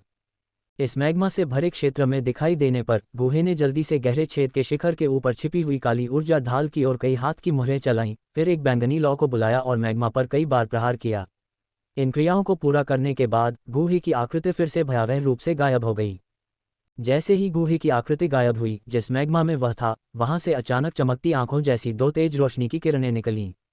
वहां मैग्मा के तल से एक अत्यंत हिंसक और विशाल ऊर्जा धीरे धीरे उभर रही थी और इस जंगली ऊर्जा के उछाल के साथ मैग्मा दुनिया की शांति भी बिखर गई। कहीं से भी उठती एक जंगली हवा मैग्मा पर गरजती हुई आई, जिससे वह 10 मीटर ऊंची एक उग्र लहर में बदल गई और फिर एक गर्जना के साथ नीचे गिर गई, जो पहाड़ों के ढहने और धरती के फटने की याद दिलाती थी। उसी समय हान यू, जो sky blazing Qi refining tower के अंदर अपनी साधना पर गहराई से ध्यान केंद्रित कर रही थी, ने अचानक एक धीमी आवाज सुनी, जिसके बाद पूरे साधना कक्ष में हल्का कंपन हुआ। उसके आसपास की पहले से शांत ऊर्जा अचानक उबलने लगी और हिंसक रूप से मंथन करने लगी। क्या हो रहा है? यहाँ की ऊर्जा अचानक इतनी हिंसक क्यों हो रही है? जब हान यू हैरान रह गई तो कई टॉवर रक्षक बुजुर्गों की आकृतियां sky blazing Qi refining tower की सबसे निचली मंजिल पर पहुंच गईं। टॉवर में मौजूद सभी छात्र 10 मिनट के भीतर sky blazing Qi refining tower छोड़ दें। जल्द ही एक विशेष रूप से गहरी आवाज आंतरिक प्रांगण के ऊपर गूंज उठी, जो टॉवर के भीतर अभ्यास कर रहे हर छात्र के कानों तक पहुंच गई। यह आवाज सुनकर हान यू ने बिना किसी हिचकिचाहट के तुरंत खेती के कमरे को छोड़ दिया और जल्दी से टॉवर के शीर्ष निकास की ओर बढ़ गया। ... आखिर ऐसा क्या हुआ कि इतनी उथल पुथल मच गई? सू कियान, जो किसी अज्ञात समय पर टावर के नीचे गहरे गड्ढे में पहुंच गया था, हैरान और अनिश्चित नजर से मैग्मा से भरे स्थान की ओर देखा। उसके ऊपर बड़े गोलाकार ऊर्जा कवच के बाहर टावर की रखवाली करने वाले बुजुर्गों का एक समूह और कुछ जो बाद में पहुंचे थे वे भी पूरी तरह से हैरान दिखाई दिए। जबकि हर कोई हैरान था, मैग्मा की अंतहीन दुनिया अचानक हिंसक रूप से मंथन करने लगी और एक अत्यंत भयंकर ऊर्जा ने क्षेत्र को भर दिया। जैसे ही मैग्मा लुढ़का, ऐसा लगा जैसे कोई चीज सतह से टूटने वाली है। एक पल के बाद मंथन करने वाला मैग्मा अचानक शांत हो गया, लेकिन सू कियान की निगाहें शांत नहीं हुई। उसने स्पष्ट रूप से महसूस किया कि हिंसक ऊर्जा मैग्मा की सतह के करीब आ रही थी। हुश! मैग्मा की शांत सतह अचानक एक लहर में उठी और उड़ते हुए मैग्मा के बीच एक विशाल, लगभग पारदर्शी सर्प का सिर, कम से कम 10 मीटर लंबा और अदृश्य लपटों से ढका हुआ, मैग्मा के माध्यम से फट गया, अपने साथ एक दुर्जय ऊर्जा लेकर आया जिसने उसके चारों ओर के स्थान को हिला दिया। मैग्मा को चीरते हुए विशाल पारदर्शी अग्नि सर्प ने, मानो उसे 1000 साल से कैद किया हुआ हो, अपना विशाल सिर उठाया। उसके द्वारा उत्सर्जित की गई भेदी ध्वनि तरंगें एक साधारण डू स्पिरिट को मौके पर ही फटने के लिए पर्याप्त थीं, जो तेजी से फैल रही थी। ध्वनि तरंगों के फैलने के साथ मैग्मा की दुनिया ऐसी लग रही थी मानो उसमें कई बम गिराए गए हों। गहरी गड़गड़ाहट की आवाज़ें जारी रहीं और मैग्मा और लपटें हर जगह हिंसक रूप से फैल गईं। लगभग उन्मत्त रिहाई के बाद विशाल पारदर्शी अग्नि सर्प ने, जैसे कि ऊपर से नज़र को महसूस किया हो, अचानक अपने विशाल सिर को अदृश्य ज्वाला से भरे त्रिकोणीय पुतलियों के साथ उठाया और गहरे छेद के प्रवेश द्वार पर सू कियान पर अपनी नज़र को मजबूती से टिका दिया। नीचे से पारदर्शी अग्नि ऊर्जा द्वारा अपने शरीर को बंद किए जाने के साथ सू कियान को अचानक ठंड महसूस हुई, जैसे कि उसके पूरे शरीर को प्रतिद्वंद्वी ने अंदर से बाहर तक स्कैन किया हो। सांप की नज़र सू कियान पर टिकी हुई थी और लगभग तुरंत ही उसके विशाल शरीर से ऊर्जा की एक बेहद भयावह लहर निकली। इस ऊर्जा की भयावहता और परिमाण ने सू कियान को भी सिहरन महसूस कराए। एक और हिंसक, तीखी ध्वनि तरंग फूटी और अदृश्य अग्नि सर्प के विशाल शरीर ने अचानक मैग्मा को पटक दिया। एक बार लगभग 20 से 30 मीटर लंबा उसका विशाल शरीर अदृश्य बिजली की तरह चिलचिलाती गर्मी और भयंकर ऊर्जा के साथ गहरे छेद में घुस गया। ये जानवर सील तोड़ने जा रहा है। सुकियान का चेहरा बदल गया, उसने अपने पैर से मंच के किनारे को टैप किया और उसकी आकृति ऊर्जा ढाल से बाहर चमक उठी। उसके हाथ तेजी से चले और अचानक गहरे छेद के मुहाने पर ऊर्जा हिंसक रूप से बढ़ी, अंततः एक विशाल ऊर्जा ढाल बन गई जिसने प्रवेश द्वार को कसकर बंद कर दिया। जिस क्षण उसके हाथ की सील हिली, सुकियान के मुंह से एक जोरदार चीख निकली। जीवंत ऊर्जा ढाल एक रंगीन ढक्कन की तरह गहरे छेद के प्रवेश द्वार को कसकर बंद कर दिया। जैसे ही ऊर्जा ढाल बनी, उसके चारों ओर का स्थान तुरंत तरंगों से भर गया। ये दर्शाता है कि जल्दबाजी में बनने के बावजूद ऊर्जा ढाल में अपार शक्ति थी। यह अत्यंत शक्तिशाली ऊर्जा ढाल आंतरिक प्रांगण द्वारा एक पूर्व निर्धारित सील थी, जिसे कोई भी बुजुर्ग हॉट फ्लेम के अचानक विस्फोट से बचने के लिए महत्वपूर्ण क्षणों में सक्रिय कर सकता था। हालांकि ऊर्जा ढाल की ताकत के बावजूद जब पलक झपकते ही अत्यधिक गर्म तापमान आ गया, तो इसकी सतह तुरंत एक विशाल पत्थर से टकराई झील की सतह की तरह लहराने लगी। बूम! नीचे की अंतहीन गहराई से मैग्मा का एक विशाल रक्त लाल स्तंभ फट गया, जिसमें पहाड़ों और समुद्रों को हिलाने की क्षमता थी, और हिंसक रूप से रंगीन ऊर्जा ढाल पर प्रहार किया। तुरंत टॉवर के निचले हिस्से में एक नीरस ध्वनि गूंज उठी। जिस क्षण ध्वनि शुरू हुई, ऊर्जा ढाल पर छोटी छोटी दरारें चढ़ने लगीं, जिससे सुकियान की अभिव्यक्ति थोड़ी बदल गई। अंत में एक तीखी आवाज के साथ ये फट गया। जैसे ही ऊर्जा ढाल टूट गई, ज्वालामुखी विस्फोट की तरह रक्त लाल मैग्मा का एक विशाल कई दसियों मीटर चौड़ा स्तंभ आखिरी सील से बाहर निकल आया और sky blazing Qi refining tower के शिखर पर हिंसक रूप से टकराया। धमाका! अचानक सभी के कानों में गड़गड़ाहट जैसी गहरी आवाज गूंज उठी। उल्काओं के टकराने जैसी इस टक्कर में पूरा sky blazing Qi refining tower हिंसक रूप से कांप उठा। रक्तलाल मैग्मा स्तंभ ने sky blazing Qi refining tower के शिखर पर जोरदार प्रहार किया, लेकिन इसके भयंकर वेग के कारण बाद वाले में दरार नहीं आई। प्रभाव के क्षण में काले काले शिखर ने तुरंत एक थोड़ा काला पतला ऊर्जा कवच प्रकट किया। हालांकि यह कवच कमजोर दिखाई देता था, केवल एक उंगली से भी कम मोटा। यह अंधेरे ऊर्जा की यह पतली परत थी जिसने दुर्जय मैग्मा स्तंभ को अवरुद्ध कर दिया था। अध्याय 250 गिरे हुए हृदय की ज्वाला को जब्त करना। हमला विफल हो गया और मैग्मा से अनगिनत मलबा बाहर निकल आया, जो आसपास की ऊर्जा ढाल से टकराया। संपर्क में आने पर वे ढाल की उग्र ऊर्जा से तुरंत चूर्ण हो गए। हालांकि विफलता के बाद रक्तलाल मैग्मा स्तंभ नष्ट नहीं हुआ, बल्कि केवल कुछ दर्जन मीटर नीचे गिरा। रक्तलाल मैग्मा के ऊपर लगातार गर्म लहरें उठ रही थीं। कुछ ही क्षणों बाद लहरें नाटकीय रूप से बढ़ गईं और एक विशाल पारदर्शी ज्वाला सर्प, जिसने सभी को आश्चर्य में डाल दिया, धीरे धीरे उग्र तरंगों से उभरा, जिससे एक विशाल और भयंकर सिर दिखाई दिया। प्लाजा के बाहर अदृश्य ज्वाला सर्प के विशाल सिर और शरीर के एक हिस्से को देख रहे छात्र आतंक से भर गए। इस समय गू हे जियान के साथ blazing sky QE refining tower plaza के बाहरी इलाके में भी पहुंचे। शिक्षक, वह चीज़ क्या है? जियान ने गूहे से उत्सुकता से पूछा कि अचानक मैग्मा स्तंभ से उभरने वाला विशाल सिर शुद्ध सफ़ेद त्रिकोणीय पुतलियों की एक जोड़ी के साथ उनकी ओर देखने लगा। कितना भयानक! उन शुद्ध सफ़ेद त्रिकोणीय पुतलियों की निगाहों के नीचे जियान सदमे में चिल्लाया, फिर गूहे के पीछे छिप गया, देखने से भी डर गया। इस बीच सुकियान अविचल रहा, क्योंकि अदृश्य ज्वाला सर्प ने एक पल के लिए उसकी ओर देखा और कुछ न पाकर अपनी निगाहें हटा लीं। उसने अपना सिर उठाया, गहरे काले शिखर पर ध्यान से देखा जहां एक पर्दा जैसी काली ऊर्जा धीरे धीरे घूम रही थी। चीख! अचानक अदृश्य ज्वाला सर्प ने एक बहुत तेज चीख निकाली और एक अदृश्य ध्वनि तरंग फैल गई, जो आसपास की ऊर्जा दीवारों से टकराए और उन्हें हिंसक रूप से तरंगित कर दिया। जैसे ही तीखी चीख कम हुई, ज्वाला सर्प का विशाल मुंह चौड़ा हो गया और अदृश्य ज्वालाओं की एक विशाल लहर हिंसक रूप से फूट पड़ी। ऊर्जा ढाल के पीछे से भी हर कोई तीव्र गर्मी महसूस कर सकता था। ये देखकर सभी छात्रों ने तेजी से अपने चारों ओर डूबी हुई ढालें इकट्ठी कर लीं। अगले ही क्षण अदृश्य लपटें ऊर्जा अवरोध के अंत में डार्क एनर्जी झिल्ली की ओर बढ़ीं, जिससे अंतरिक्ष अपने मार्ग में विकृत हो गया, कपड़े के टुकड़े पर झुर्रियों की तरह दिखाई देने लगा। अंतरिक्ष को विकृत करने में सक्षम तापमान एक मानव शरीर को छूने पर एक पल में जलाकर राख कर सकता है। अदृश्य लपटों का निष्कासन तेज नहीं था। भयानक रूप से उच्च तापमान वाली डार्क एनर्जी झिल्ली तक पहुंचने में लगभग 30 सेकंड लगे। संपर्क करने पर पहले की तरह कोई विस्फोटक शोर नहीं हुआ, बल्कि लगातार फुफकारने की आवाज आई, जैसे कि गर्म तेल बर्फ से टकराया हो, जिससे वैसा ही धुआं निकल रहा था। डार्क एनर्जी झिल्ली हालांकि पतली थी, लेकिन आश्चर्यजनक रूप से मजबूत थी। अदृश्य लपटों ने इसे झुलसा दिया, लेकिन ये स्थिर रही। ये देखकर ज्वाला सर्प ने एक और तीखी चीख निकाली। लगातार लपटें उगलती रहीं, जैसे कि सहजता से। हालांकि डार्क एनर्जी झिल्ली मजबूत थी, लेकिन यह इतनी लगातार जलन का सामना नहीं कर सकी।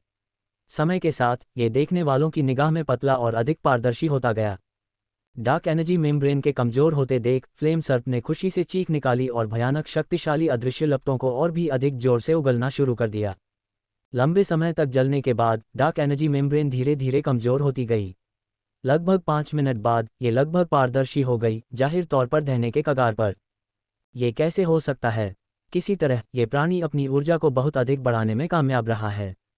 फ्लेम सर्प द्वारा सील को तोड़ने के बारे में देखकर सू कियान की चिंता बढ़ती गई।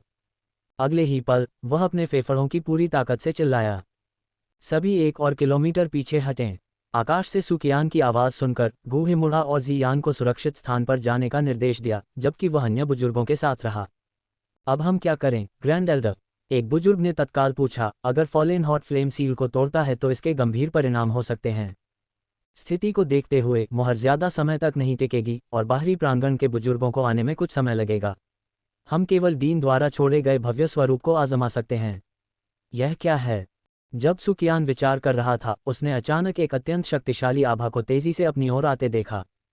इस भयावह उपस्थिति को महसूस करते हुए सू कियान की अभिव्यक्ति गंभीर रूप से गंभीर हो गई, क्योंकि उसने दूर क्षितिज की ओर देखा। वहां एक गहरा काला बादल भयानक दबाव लेकर blazing sky QE refining tower की ओर फैल गया और तेजी से उल्टे ऊर्जा कवच के बाहर पहुंच गया। हंसना, मुझे उम्मीद नहीं थी कि भीतरी प्रांगण में ऐसी कोई चीज होगी। बादल के भीतर से एक अजीब सी हंसी निकली। अचानक हुई इस हंसी ने कई छात्रों को आश्चर्य में आसमान की ओर देखने पर मजबूर कर दिया। रुको, जो भी पास आए। सू कियान तेजी से बादल के सामने चली गई, उसके भीतर की छायादार आकृति को घूरते हुए और सख्ती से आदेश दिया, पीछे हटो, रास्ते में मत आओ। बादल के भीतर की छाया ने तिरस्कारपूर्वक सू कियान से कहा। छाया से निकलने वाली अनोखी आभा को महसूस करते हुए सू कियान ने भौहें सिकुड़ी और कहा, सोल हॉल के लोगों, ये जिया नान अकादमी का क्षेत्र है। बिना बुलाए यहाँ आने का क्या इरादा है? हा, सू कियान, स्वर्गीय ज्वाला जैसा खजाना होने के बावजूद उसे सील करना, क्या तुम्हें नहीं लगता कि यह अफसोस की बात है? छाया जोर से हंसी। तो तुम स्वर्गीय ज्वाला के लिए आए हो? छाया की बातें सुनकर दूसरे बुजुर्ग भी उसके इरादे समझ गए। अकेले जिया नान अकादमी में आकर क्या तुम थोड़े ज्यादा आश्वस्त नहीं हो? सू कियान ने ठंडे स्वर में कहा, तुम्हें जल्द ही पता चल जाएगा कि मैं ज्यादा आश्वस्त हूं या नहीं। सू कियान की बात का सहजता से जवाब देते हुए छाया ने अपने चारों ओर कई काली काली जंजीरें बना लीं। ये जंजीरें एक ठंडी ठंडक छोड़ती हुई तेजी से सू कियान की ओर मुड़ गईं। ये देखकर सू कियान ने हाथ की मुहरें बनाईं और एक विशाल नीला डूक्यू चाबुक उसके हाथों से संघनित हुआ, फिर आने वाली जंजीरों से जोर से टकराया। तुरंत एक लहर जो टूटती हुई प्रतीत हुई शून्य फूट पड़ा। तीव्र उतार चढ़ाव के बाद हर कोई ये देखकर चकित रह गया कि विशाल नीला डूक्यूई चाबुक गायब हो गया था, जबकि काली जंजीरें सू कियान की ओर बेरोक हमला जारी रखती थीं। साथ ही सू कियान की आकृति तेजी से पीछे हटने लगी। क्या ग्रैंड एल्डर को सिर्फ एक चाल में पराजित कर दिया गया है? सोल हॉल का ये व्यक्ति भयानक रूप से शक्तिशाली है। ये देखकर कि सू कियान छाया से मुकाबला नहीं कर सकती, अन्य बुजुर्गों के चेहरे आश्चर्य से भर गए। उस क्षण एक जोरदार विस्फोट जो पहाड़ों को चीरता हुआ और धरती को खंडित करता हुआ प्रतीत हुआ, अचानक आकाश में गूंज उठा। इसके बाद blazing sky QE refining tower का अविनाशी ठोस शिखर फट गया और दूर से लोगों की चौंका देने वाली निगाहों के नीचे मैग्मा का झुलसा देने वाला स्तंभ फट गया।